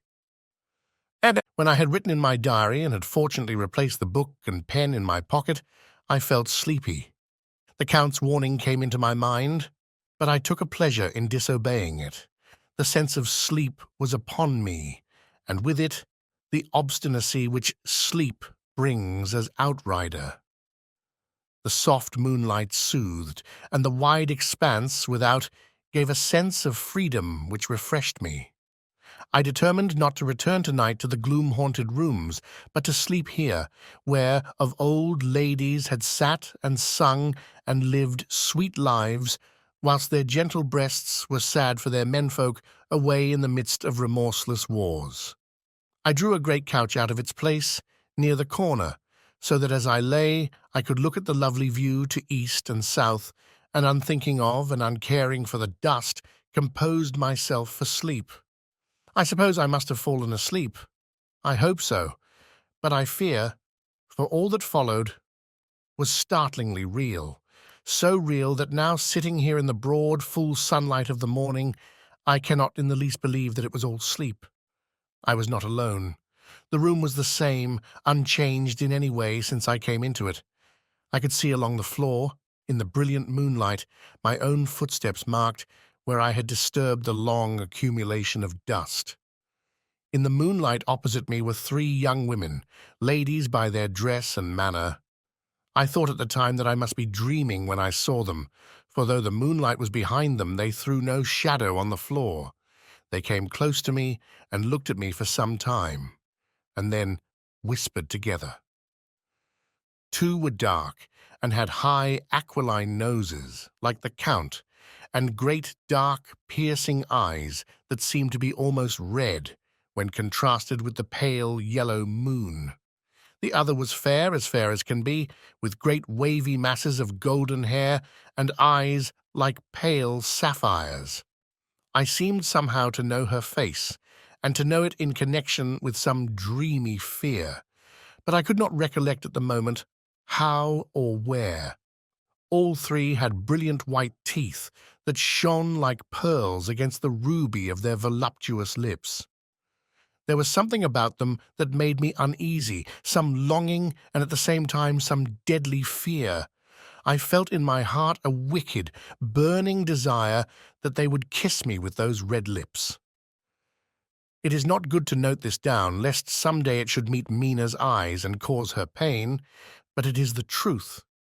They whispered together, and then they all 3 laughed.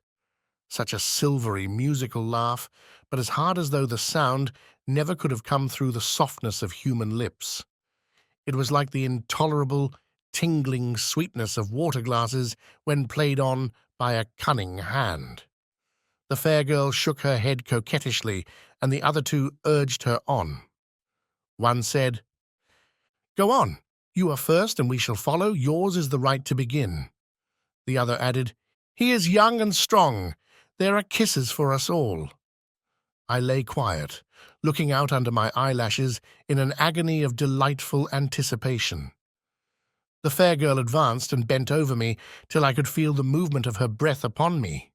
Sweet it was in one sense, honey-sweet, and sent the same tingling through the nerves as her voice, but with a bitter, underlying the sweet, a bitter offensiveness as one smells in blood. I was afraid to raise my eyelids, but looked out and saw perfectly under the lashes. The girl went on her knees and bent over me, simply gloating. There was a deliberate voluptuousness which was both thrilling and repulsive, and as she arched her neck, she actually licked her lips like an animal, till I could see in the moonlight the moisture shining on the scarlet lips and on the red tongue as it lapped the white, sharp teeth. Lower and lower went her head as the lips went below the range of my mouth and chin and seemed about to fasten on my throat. Then she paused, and I could hear the churning sound of her tongue as it licked her teeth and lips, and could feel the hot breath on my neck.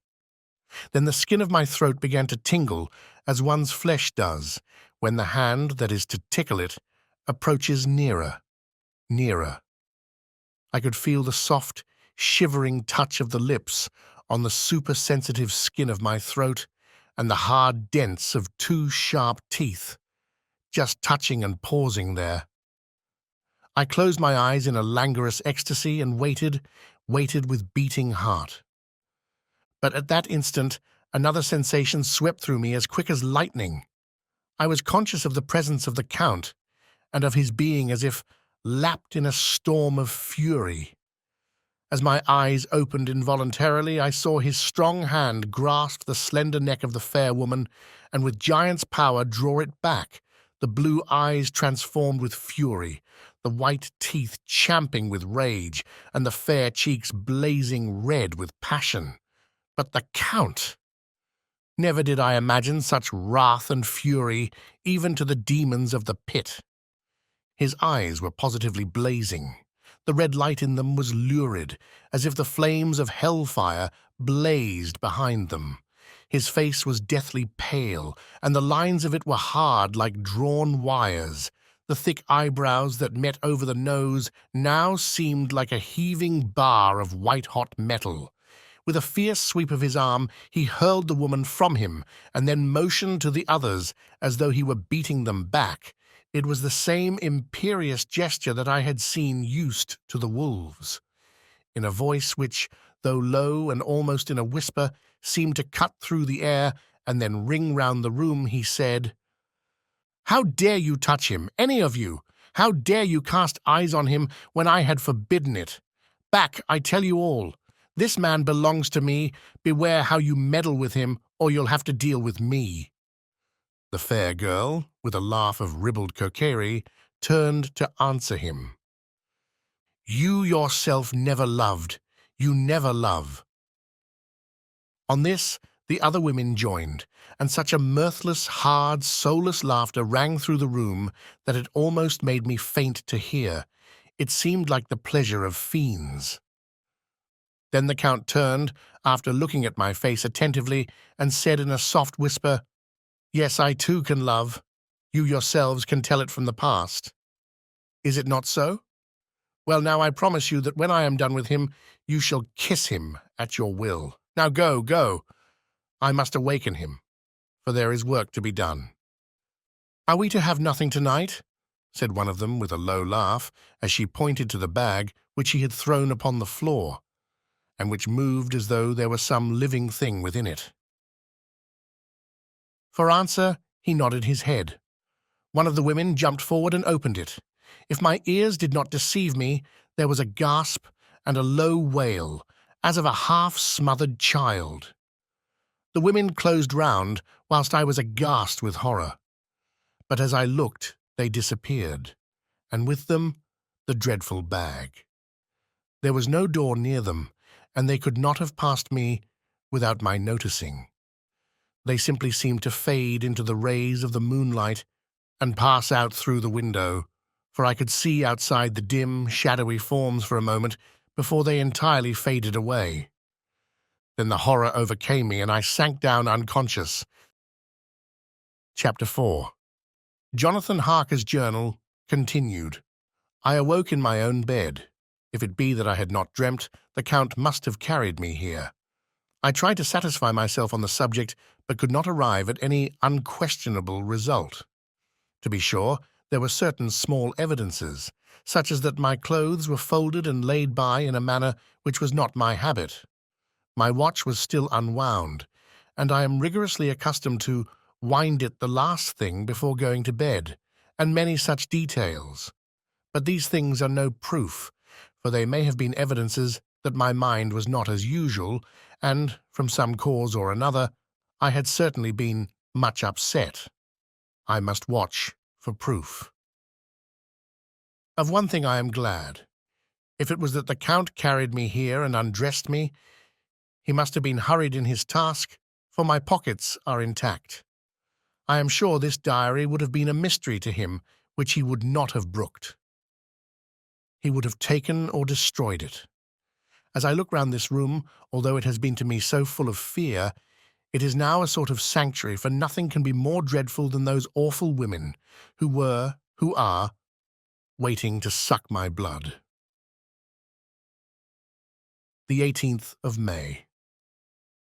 I have been down to look at that room again in daylight, for I must know the truth. When I got to the doorway at the top of the stairs, I found it closed. It had been so forcibly driven against the jamb that part of the woodwork was splintered. I could see that the bolt of the lock had not been shot, but the door is fastened from the inside. I fear it was no dream, and must act on this surmise. The 19th of May. I am surely in the toils. Last night the Count asked me in the suavest tones to write 3 letters, one saying that my work here was nearly done and that I should start for home within a few days, another that I was starting on the next morning from the time of the letter, and the third that I had left the castle and arrived at Bistritz. I would fain have rebelled, but felt that in the present state of things it would be madness to quarrel openly with the Count, whilst I am so absolutely in his power, and to refuse would be to excite his suspicion and to arouse his anger. He knows that I know too much, and that I must not live lest I be dangerous to him. My only chance is to prolong my opportunities. Something may occur which will give me a chance to escape. I saw in his eyes something of that gathering wrath which was manifest when he hurled that fair woman from him. He explained to me that posts were few and uncertain, and that my writing now would ensure ease of mind to my friends, and he assured me with so much impressiveness that he would countermand the later letters, which would be held over at Bistritz until due time, in case chance would admit of my prolonging my stay, that to oppose him would have been to create new suspicion. I therefore pretended to fall in with his views, and asked him what dates I should put on the letters. He calculated a minute and then said, "The first should be June 12th, the second June 19th, and the third June 29th. I know now the span of my life. God help me. The 28th of May. There is a chance of escape, or at any rate of being able to send word home. A band of Sgani have come to the castle and are encamped in the courtyard. These Sgani are gypsies. I have notes of them in my book. They are peculiar to this part of the world, though allied to the ordinary gypsies all the world over. There are thousands of them in Hungary and Transylvania who are almost outside all law. They attach themselves as a rule to some great noble or boyar and call themselves by his name. They are fearless and without religion, save superstition, and they talk only their own varieties of the Romany tongue. I shall write some letters home, and shall try to get them to have them posted. I have already spoken them through my window to begin acquaintanceship. They took their hats off, and made obeisance and many signs, which, however, I could not understand any more than I could their spoken language. I have written the letters. Mina's is in shorthand, and I simply ask Mr. Hawkins to communicate with her, To her I have explained my situation, but without the horrors which I may only surmise. It would shock and frighten her to death were I to expose my heart to her. Should the letters not carry, then the Count shall not yet know my secret or the extent of my knowledge. I have given the letters. I threw them through the bars of my window with a gold piece, and made what signs I could to have them posted. The man who took them pressed them to his heart and bowed, and then put them in his cap. I could do no more. I stole back to the study and began to read. As the Count did not come in, I have written here, "The Count has come." He sat down beside me and said in his smoothest voice as he opened 2 letters, "The Skani has given me these, of which, though I know not whence they come, I shall of course take care. See," he must have looked at it, "one is from you, and to my friend Peter Hawkins. The other—" Here he caught sight of the strange symbols as he opened the envelope, and the dark look came into his face, and his eyes blazed wickedly. "The other is a vile thing, an outrage upon friendship and hospitality. It is not signed. Well, so it cannot matter to us." And he calmly held letter and envelope in the flame of the lamp till they were consumed. Then he went on, "The letter to Hawkins, that I shall, of course, send on, since it is yours. Your letters are sacred to me. Your pardon, my friend, that unknowingly I did break the seal. Will you not cover it again?" He held out the letter to me, and with a courteous bow handed me a clean envelope. I could only redirect it and hand it to him in silence. When he went out of the room, I could hear the key turn softly. A minute later, I went over and tried it, and the door was locked. When, an hour or 2 after, the Count came quietly into the room, his coming awakened me, for I had gone to sleep on the sofa. He was very courteous and very cheery in his manner, and seeing that I had been sleeping, he said, "So, my friend, you are tired? Get to bed. There is the surest rest. I may not have the pleasure to talk tonight, since there are many labours to me, but you will sleep, I pray." I passed to my room and went to bed, and strange to say, slept without dreaming. Despair has its own calms. The 31st of May. This morning, when I woke, I thought I would provide myself with some paper and envelopes from my bag and keep them in my pocket, so that I might write in case I should get an opportunity, but again a surprise, again a shock. Every scrap of paper was gone, and with it all my notes, my memoranda relating to railways and travel, my letter of credit, in fact all that might be useful to me were I once outside the castle. I sat and pondered a while, and then some thought occurred to me, and I made search of my portmanteau and in the wardrobe where I had placed my clothes.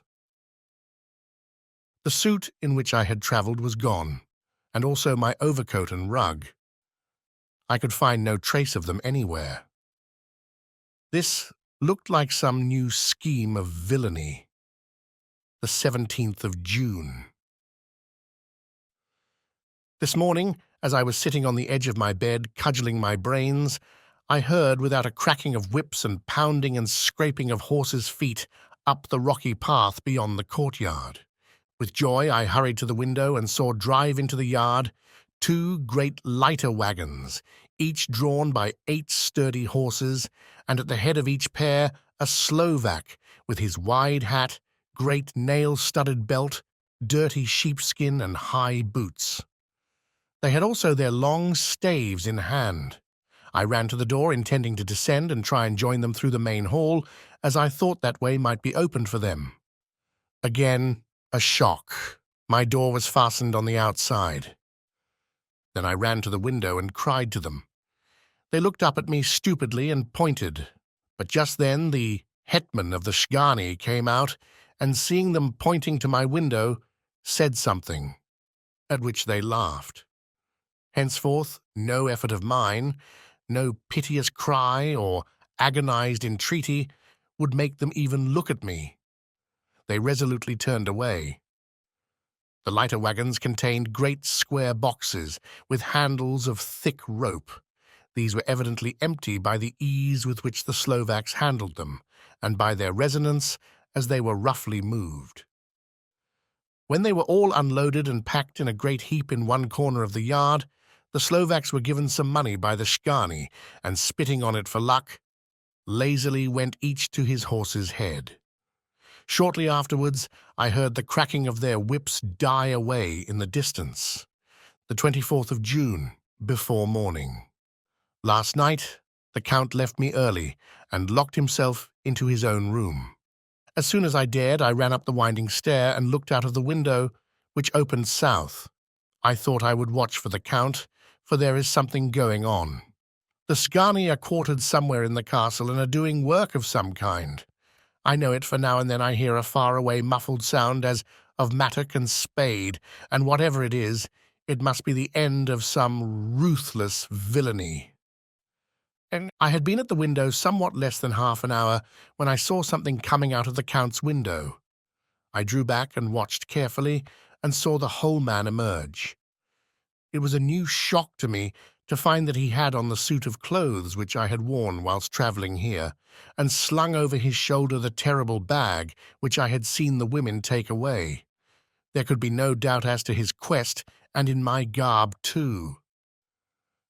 This, then, is his new scheme of evil, that he will allow others to see me as they think, so that he may both leave evidence that I have been seen in the towns or villages posting my own letters, and that any wickedness which he may do shall by the local people be attributed to me. It makes me rage to think that this can go on, and whilst I am shut up here, a veritable prisoner, but without that protection of the law, which is even a criminal's right and consolation.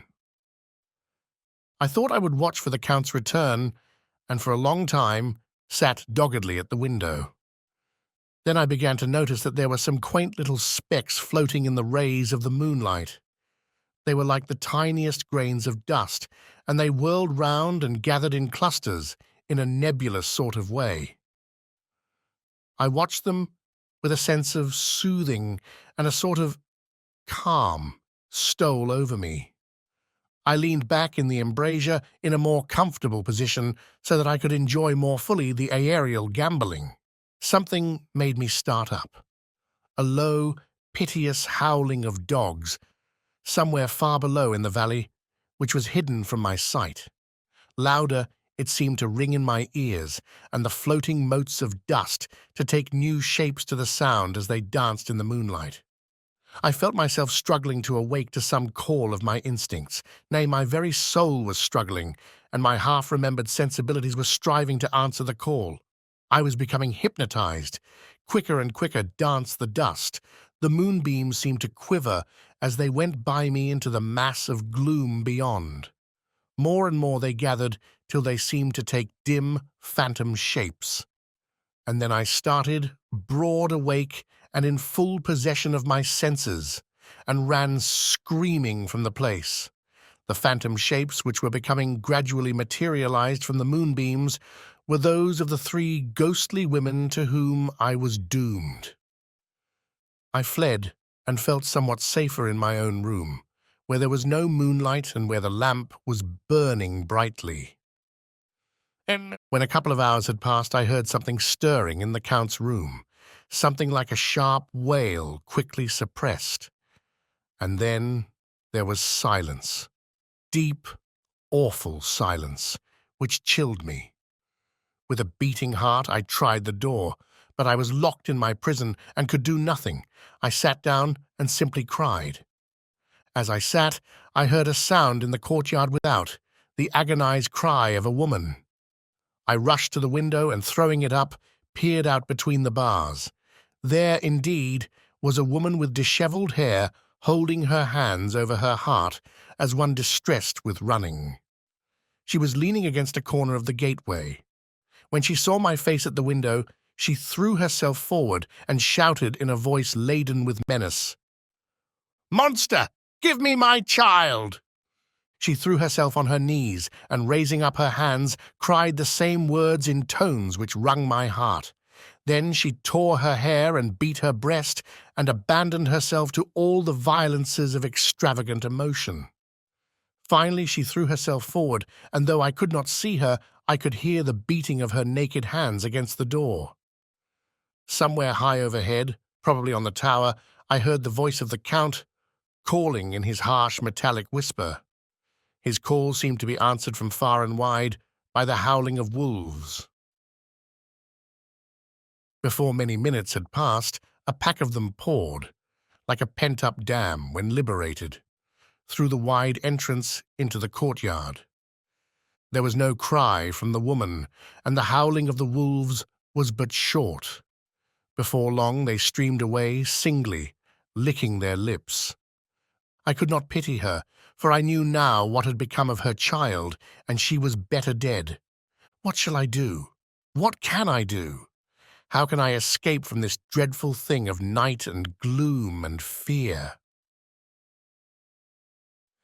The 25th of June morning. No man knows till he has suffered from the night. How sweet and how dear to his heart and eye the morning can be. When the sun grew so high this morning that it struck the top of the great gateway opposite my window, the high spot which it touched seemed to me as if the dove from the ark had lighted there. My fear fell from me as if it had been a vaporous garment which dissolved in the warmth. I must take action of some sort whilst the courage of the day is upon me. Last night, one of my post-dated letters went to post, the first of that fatal series which is to blot out the very traces of my existence from the earth. Let me not think of it action. It has always been at night time that I have been molested or threatened or in some way in danger or in fear. I have not yet seen the Count in the daylight. Can it be that he sleeps when others wake, that he may be awake whilst they sleep? If I could only get into his room. But there is no possible way. The door is always locked. No way for me. Yes, there's a way, if one dares to take it. Where his body has gone, why may not another body go? I have seen him myself crawl from his window. Why should not I imitate him and go in by his window? The chances are desperate, but my need is more desperate still. I shall risk it. At the worst it can only be death, and a man's death is not a calf's, and the dreaded hereafter may still be open to me. God help me in my task. Goodbye, Mina, if I fail. Goodbye, my faithful friend and second father. Goodbye, all, and last of all, Mina. Same day, later. I have made the effort, and God helping me, have come safely back to this room. I must put down every detail in order. I went, whilst my courage was fresh, straight to the window on the south side, and at once got outside on the narrow ledge of stone which runs around the building on this side. The stones are big and roughly cut, and the mortar has by process of time been washed away between them. I took off my boots and ventured out on the desperate way. I looked down once, so as to make sure that a sudden glimpse of the awful depth would not overcome me, but after that kept my eyes away from it. I knew pretty well the direction and distance of the Count's window, and made for it as well as I could, having regard to the opportunities available. I did not feel dizzy. I suppose I was too excited, and the time seemed ridiculously short till I found myself standing on the window-sill and trying to raise up the sash. I was filled with agitation, however, when I bent down and slid feet foremost in through the window. Then I looked around for the Count, but with surprise and gladness made a discovery. The room was empty. It was barely furnished with odd things which seemed to have never been used. The furniture was something the same style as that in the south rooms, and was covered with dust. I looked for the key, but it was not in the lock, and I could not find it anywhere. The only thing I found was a great heap of gold in one corner, gold of all kinds, Roman and British and Austrian and Hungarian and Greek and Turkish money, covered with a film of dust, as though it had lain long in the ground. None of it that I noticed was less than 300 years old. There were also chains and ornaments, some jeweled, but all of them old and stained. At one corner of the room was a heavy door. I tried it, for, since I could not find the key of the room or the key of the outer door, which was the main object of my search, I must make further examination, or all my efforts would be in vain. It was open, and led through a stone passage to a circular stairway, which went steeply down. I descended, minding carefully where I went, for the stairs were dark, being only lit by loopholes in the heavy masonry. At the bottom, there was a dark, tunnel-like passage, through which came a deathly, sickly odor, the odor of old earth newly turned. As I went through the passage, the smell grew closer and heavier. At last I pulled open a heavy door which stood ajar, and found myself in an old, ruined chapel, which had evidently been used as a graveyard. The roof was broken, and in 2 places were steps leading to vaults, but the ground had recently been dug over, and the earth placed in great wooden boxes, manifestly those which had been brought by the Slovaks. There was nobody about, and I made search for any further outlet, but there was none. Then I went over every inch of the ground so as not to lose a chance. I went down even into the vaults, where the dim light struggled, although to do so was a dread to my very soul. Into 2 of these I went, but saw nothing except fragments of old coffins and piles of dust. In the 3rd, however, I made a discovery. There, in one of the great boxes, of which there were 50 in all on a pile of newly dug earth, lay the Count. He was either dead or asleep, I could not say which, for the eyes were open and stony, but without the glassiness of death, and the cheeks had the warmth of life through all their pallor. The lips were as red as ever, but there was no sign of movement, no pulse, no breath, no beating of the heart. I bent over him and tried to find any sign of life, but in vain. He could not have lain there long, for the earthy smell would have passed away in a few hours. By the side of the box was its cover, pierced with holes here and there.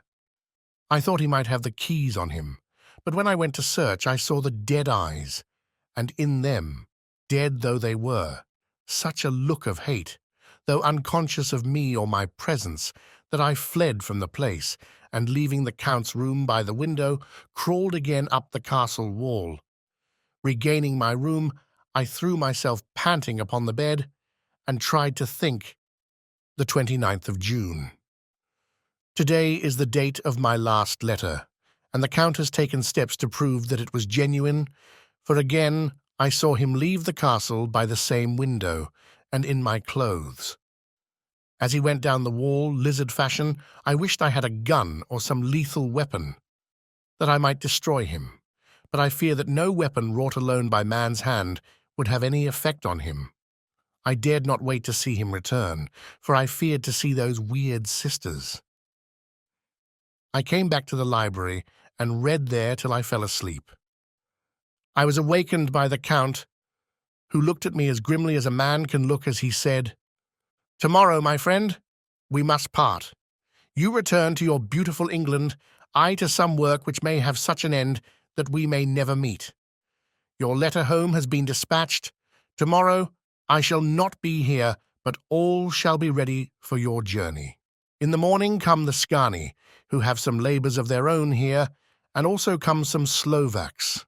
When they have gone, my carriage shall come for you, and shall bear you to the Borgo Pass, to meet the diligence from Bukovina to Bistritz. But I am in hopes that I shall see more of you at Castle Dracula." I suspected him, and determined to test his sincerity. Sincerity? It seems like a profanation of the word to write it in connection with such a monster, so asked him point-blank, "Why may I not go tonight?" "Because, dear sir, my coachman and horses are away on a mission." "But I would walk with pleasure. I want to get away at once." He smiled, such a soft, smooth, diabolical smile, that I knew there was some trick behind his smoothness. He said, "And your baggage?" "I do not care about it. I can send for it some other time." The Count stood up and said, with a sweet courtesy which made me rub my eyes, It seemed so real. You English have a saying which is close to my heart, for its spirit is that which rules our boyars. Welcome the coming, speed the parting guest. Come with me, my dear young friend. Not an hour shall you wait in my house against your will, though sad am I at your going, and that you so suddenly desire it. Come. With a stately gravity, he with the lamp preceded me down the stairs and along the hall. Suddenly, he stopped. Hark! Close at hand came the howling of many wolves. It was almost as if the sound sprang up at the rising of his hand, just as the music of a great orchestra seems to leap under the baton of the conductor. After a pause of a moment, he proceeded, in his stately way, to the door, drew back the ponderous bolts, unhooked the heavy chains, and began to draw it open.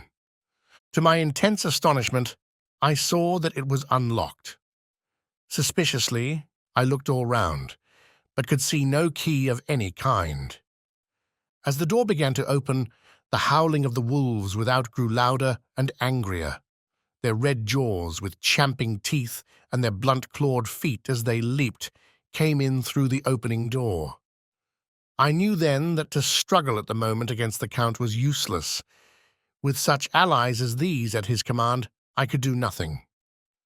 But still the door continued slowly to open, and only the Count's body stood in the gap. Suddenly it struck me that this might be the moment and means of my doom. I was to be given to the wolves, and at my own instigation. There was a diabolical wickedness in the idea great enough for the Count, and as a last chance I cried out, "Shut the door! I shall wait till morning!" and covered my face with my hands to hide my tears of bitter disappointment. With one sweep of his powerful arm, the Count threw the door shut, and the great bolts clanged and echoed through the hall as they shot back into their places. In silence, we returned to the library, and after a minute or two, I went to my own room. The last I saw of Count Dracula was his kissing his hand to me, with a red light of triumph in his eyes, and with a smile that Judas in hell might be proud of. When I was in my room and about to lie down, I thought I heard a whispering at my door. I went to it softly and listened. Unless my ears deceived me, I heard the voice of the Count. "Back, back! To your own place! Your time is not yet come! Wait! Have patience! Tonight is mine! Tomorrow night is yours!" There was a low, sweet ripple of laughter, and in a rage I threw open the door, and saw without the three terrible women licking their lips. As I appeared, they all joined in a horrible laugh and ran away. I came back to my room and threw myself on my knees. It is then so near the end. Tomorrow, tomorrow, Lord, help me and those to whom I am dear. The 30th of June morning. These may be the last words I ever write in this diary. I slept till just before the dawn, and when I woke threw myself on my knees, for I determined that if death came, he should find me ready. At last I felt that subtle change in the air, and knew that the morning had come. Then came the welcome cock-crow, and I felt that I was safe. With a glad heart, I opened my door and ran down to the hall. I had seen that the door was unlocked, and now escape was before me. With hands that trembled with eagerness, I unhooked the chains and drew back the massive bolts. But the door would not move. Despair seized me. I pulled and pulled at the door and shook it till, massive as it was, it rattled in its casement. I could see the bolt shot. It had been locked after I left the Count. Then a wild desire took me to obtain that key at any risk, and I determined then and there to scale the wall again and gain the Count's room. He might kill me, but death now seemed the happier choice of evils. Without a pause, I rushed up to the east window and scrambled down the wall, as before, into the Count's room. It was empty, but that was as I expected. I could not see a key anywhere. but the heap of gold remained.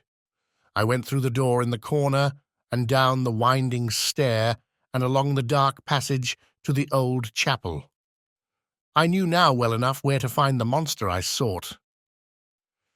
The great box was in the same place, close against the wall, but the lid was laid on it, not fastened down, but with the nails ready in their places to be hammered home.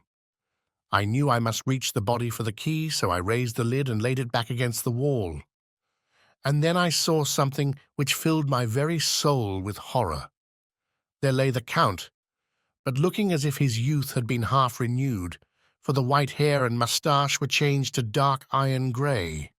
The cheeks were fuller, and the white skin seemed ruby red underneath. The mouth was redder than ever, for on the lips were gouts of fresh blood, which trickled from the corners of the mouth and ran over the chin and neck. Even the deep, burning eyes seemed set amongst swollen flesh, for the lids and pouches underneath were bloated. It seemed as if the whole awful creature was simply gorged with blood. He lay like a filthy leash, exhausted with his repletion. I shuddered as I bent over to touch him, and every sense in me revolted at the contact. But I had to search, or I was lost. The coming night might see my own body a banquet in a similar way to those horrid three. I felt all over the body, but no sign could I find of the key. Then I stopped and looked at the Count. There was a mocking smile on the bloated face which seemed to drive me mad. This was the being I was helping to transfer to London, where, perhaps for centuries to come, he might, amongst its teeming millions, satiate his lust for blood and create a new and ever-widening circle of semi-demons to batten on the helpless. The very thought drove me mad. A terrible desire came upon me to rid the world of such a monster.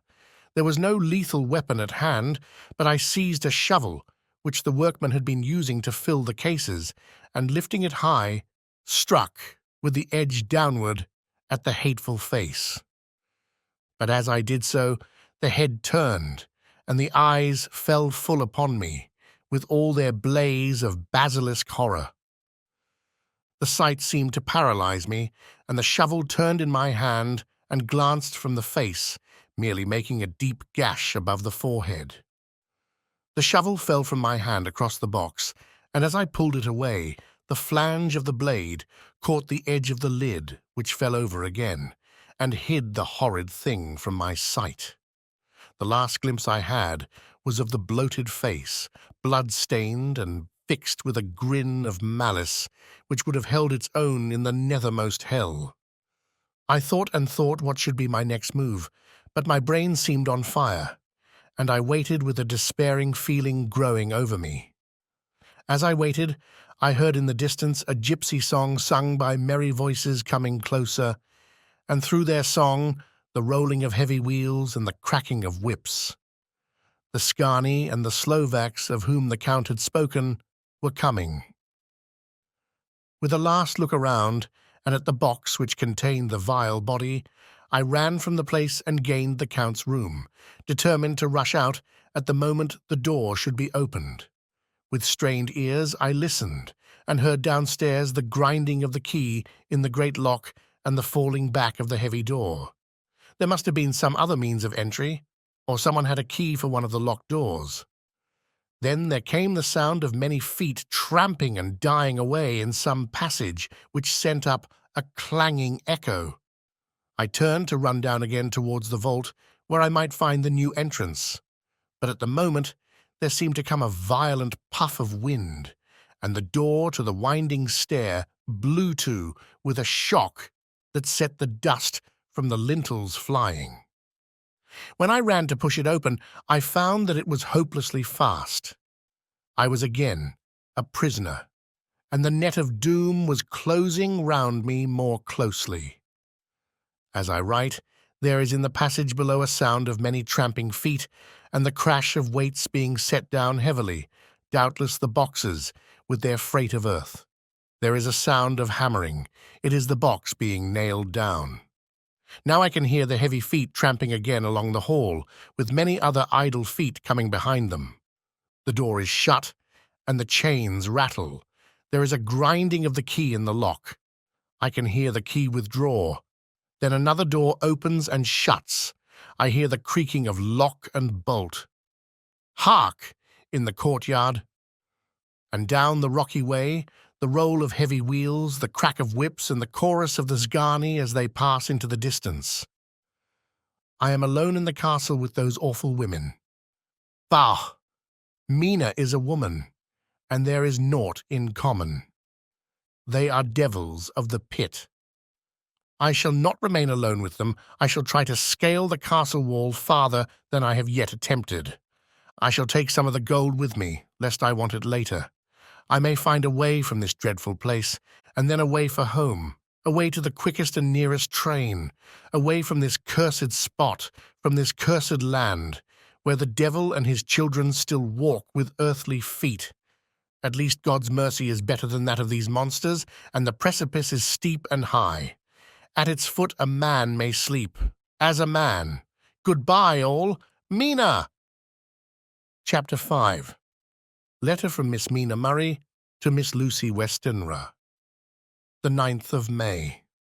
My dearest Lucy, forgive my long delay in writing, but I have been simply overwhelmed with work. The life of an assistant schoolmistress is sometimes trying. I am longing to be with you and by the sea, where we can talk together freely and build our castles in the air. I've been working very hard lately because I want to keep up with Johnathan's studies, and I've been practicing shorthand very assiduously. When we are married, I shall be able to be useful to Johnathan, and if I can stenograph well enough, I can take down what he wants to say in this way and write it out for him on the typewriter, at which also I am practicing very hard. He and I sometimes write letters in shorthand, and he is keeping a stenographic journal of his travels abroad. When I am with you, I shall keep a diary in the same way. I don't mean one of those 2 pages to the week with Sundays squeezed in a corner diaries, but a sort of journal which I can write in whenever I feel inclined. I do not suppose there will be much of interest to other people, but it is not intended for them. I may show it to Johnathan some day if there is in it anything worth sharing, but it is really an exercise book. I shall try to do what I see lady journalists do, interviewing and writing descriptions and trying to remember conversations. I am told that with a little practice, one can remember all that goes on or that one hears said during a day. However, we shall see. I will tell you of my little plans when we meet. I have just had a few hurried lines from Johnathan from Transylvania. He is well and will be returning in about a week. I am longing to hear all his news. It must be so nice to see strange countries. I wonder if Johnathan and I, shall ever see them together. There is the 10 o'clock bell ringing. Goodbye. Your loving, Mina. Tell me all the news when you write. You have not told me anything for a long time. I hear rumours, and especially of a tall, handsome, curly-haired man. Letter, Lucy Westenra to Mina Murray. 17 Chatham Street, Wednesday. My dearest Mina, I must say you tax me very unfairly with being a bad correspondent. I wrote to you twice since we parted, and your last letter was only your second. Besides, I have nothing to tell you. There is really nothing to interest you. Town is very pleasant just now, and we go a good deal to picture galleries and for walks and rides in the park. As to the tall, curly-haired man, I suppose it was the one who was with me at the last pop. Someone has evidently been telling tales. That was Mr. Homewood. He often comes to see us, and he and Mamma get on very well together. They have so many things to talk about in common. We met some time ago, a man that would just do for you if you were not already engaged to Johnathan. He is an excellent party, being handsome, well off, and of good birth. He is a doctor and really clever, just fancy. He is only 29, and he has an immense lunatic asylum all under his own care. Mr. Homewood introduced him to me, and he called here to see us, and often comes now. I think he is one of the most resolute men I ever saw, and yet the most calm. He seems absolutely imperturbable. I can fancy what a wonderful power he must have over his patients. He has a curious habit of looking one straight in the face, as if trying to read one's thoughts. He tries this on very much with me, but I flatter myself he has got a tough nut to crack. I know that from my glass. Do you ever try to read your own face? I do, and I can tell you it is not a bad study and gives you more trouble than you can well fancy if you have never tried it. He says that I afford him a curious psychological study, and I humbly think I do. I do not, as you know, take sufficient interest in dress to be able to describe the new fashions. Dress is a bore. That is slang again, but never mind. Arthur says that every day. There, it is all out. Mina, we have told all our secrets to each other since we were children. We have slept together and eaten together and laughed and cried together, and now, though I have spoken, I would like to speak more. Oh, Mina, couldn't you guess? I love him. I am blushing as I write, for although I think he loves me, he has not told me so in words. But oh, Mina, I love him. I love him. I love him. There, that does me good. I wish I were with you, dear, sitting by the fire undressing as we used to sit, and I would try to tell you what I feel. I do not know how I am writing this even to you. I'm afraid to stop, or I should tear up the letter, and I don't want to stop, for I do so want to tell you all. Let me hear from you at once, and tell me all that you think about it. Mina, I must stop. Good night. Bless me in your prayers, and Mina, pray for my happiness. Lucy, P.S. I need not tell you this is a secret. Good night again. L. Letter, Lucy Westenra to Mina Murray. The 24th of May. My dearest Mina, thanks and thanks again for your sweet letter. It was so nice to be able to tell you and to have your sympathy. My dear, it never rains, but it pours. How true the old proverbs are. Here am I, who shall be 20 in September, and yet I never had a proposal till today, not a real proposal, and today I have had 3. Just fancy, 3 proposals in one day. Isn't it awful? I feel sorry, really and truly sorry, for 2 of the poor fellows. Oh, Mina, I am so happy that I don't know what to do with myself, and 3 proposals. But for goodness sake, don't tell any of the girls, or they would be getting all sorts of extravagant ideas and imagining themselves injured and slighted if in their very first day at home they did not get 6 at least. Some girls are so vain. You and I, Mina dear, who are engaged and are going to settle down soon soberly into old married women, can despise vanity. Well, I must tell you about the 3, but you must keep it a secret, dear, from everyone, except, of course, Johnathan. You will tell him because I would, if I were in your place, certainly tell Arthur. A woman ought to tell her husband everything. Don't you think so, dear? And I must be fair. Men like women, certainly their wives, to be quite as fair as they are. And women, I'm afraid, are not always quite as fair as they should be. Well, my dear, number 1 came just before lunch. I told you of him, Dr. John Seward, the lunatic asylum man, with the strong jaw and the good forehead. He was very cool outwardly, but was nervous all the same. He had evidently been schooling himself as to all sorts of little things, and remembered them. But he almost managed to sit down on his silk hat, which men don't generally do when they are cool. And then, when he wanted to appear at ease, he kept playing with a lancet in a way that made me nearly scream. He spoke to me, Mina, very straightforwardly. He told me how dear I was to him, though he had known me so little, and what his life would be with me to help and cheer him.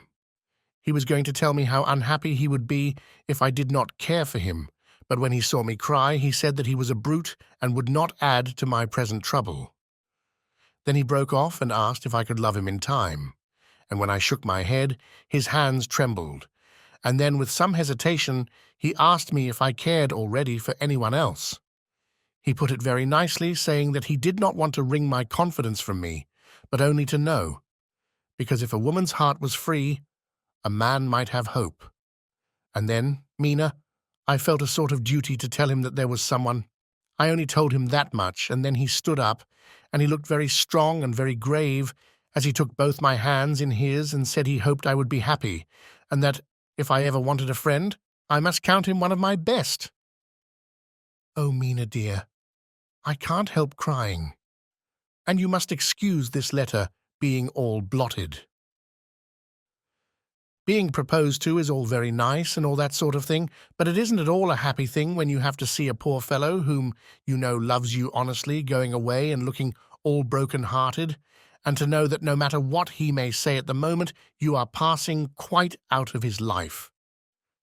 My dear, I must stop here at present. I feel so miserable, though I am so happy. Evening. Arthur has just gone, and I feel in better spirits than when I left off, so I can go on telling you about the day. Well, my dear, number 2 came after lunch. He is such a nice fellow, an American from Texas, and he looks so young and so fresh that it seems almost impossible that he has been to so many places and has had such adventures. I sympathize with poor Desdemona when she had such a dangerous stream poured in her ear, even by a black man. I suppose that we women are such cowards that we think a man will save us from fears, and we marry him. I know now what I would do if I were a man and wanted to make a girl love me. No, I don't, for there was Mr. Morris telling us his stories, and Arthur never told any, and yet, my dear, I am somewhat previous. Mr. Quincy P. Morris found me alone. It seems that a man always does find a girl alone. No, he doesn't, for Arthur tried twice to make a chance, and I helping him all I could. I am not ashamed to say it now. I must tell you beforehand that Mr. Morris doesn't always speak slang. That is to say, he never does so to strangers or before them, for he is really well educated and has exquisite manners, but he found out that it amused me to hear him talk American slang, and whenever I was present, and there was no one to be shocked, he said such funny things. I'm afraid, my dear, he has to invent it all, for it fits exactly into whatever else he has to say. But this is a way slang has. I do not know myself if I shall ever speak slang. I do not know if Arthur likes it, as I have never heard him use any as yet. Well, Mr. Morris sat down beside me and looked as happy and jolly as he could, but I could see all the same that he was very nervous. He took my hand in his and said ever so sweetly, "Miss Lucy, I know I ain't good enough to regulate the fixins of your little shoes, but I guess if you wait till you find a man, that is, you will go join them 7 young women with the lamps when you quit. Won't you just hitch up alongside of me and let us go down the long road together, driving in double harness?" Well, he did look so good-humoured and so jolly that it didn't seem half so hard to refuse him as it did poor Dr. Seward. So I said, as lightly as I could, that I did not know anything of hitching, and that I wasn't broken to harness at all yet. Then he said that he had spoken in a light manner, and he hoped that if he had made a mistake in doing so on so grave, so momentous an occasion for him, I would forgive him. He really did look serious when he was saying it, and I couldn't help feeling a bit serious too. I know, Mina, you will think me a horrid flirt, though I couldn't help feeling a sort of exultation that he was number 2 in one day. And then, my dear, before I could say a word, he began pouring out a perfect torrent of love-making, laying his very heart and soul at my feet. He looked so earnest over it that I shall never again think that a man must be playful always and never earnest, because he is merry at times. I suppose he saw something in my face which checked him, for he suddenly stopped and said, with a sort of manly fervour that I could have loved him for if I had been free, "Lucy, you are an honest-hearted girl, I know.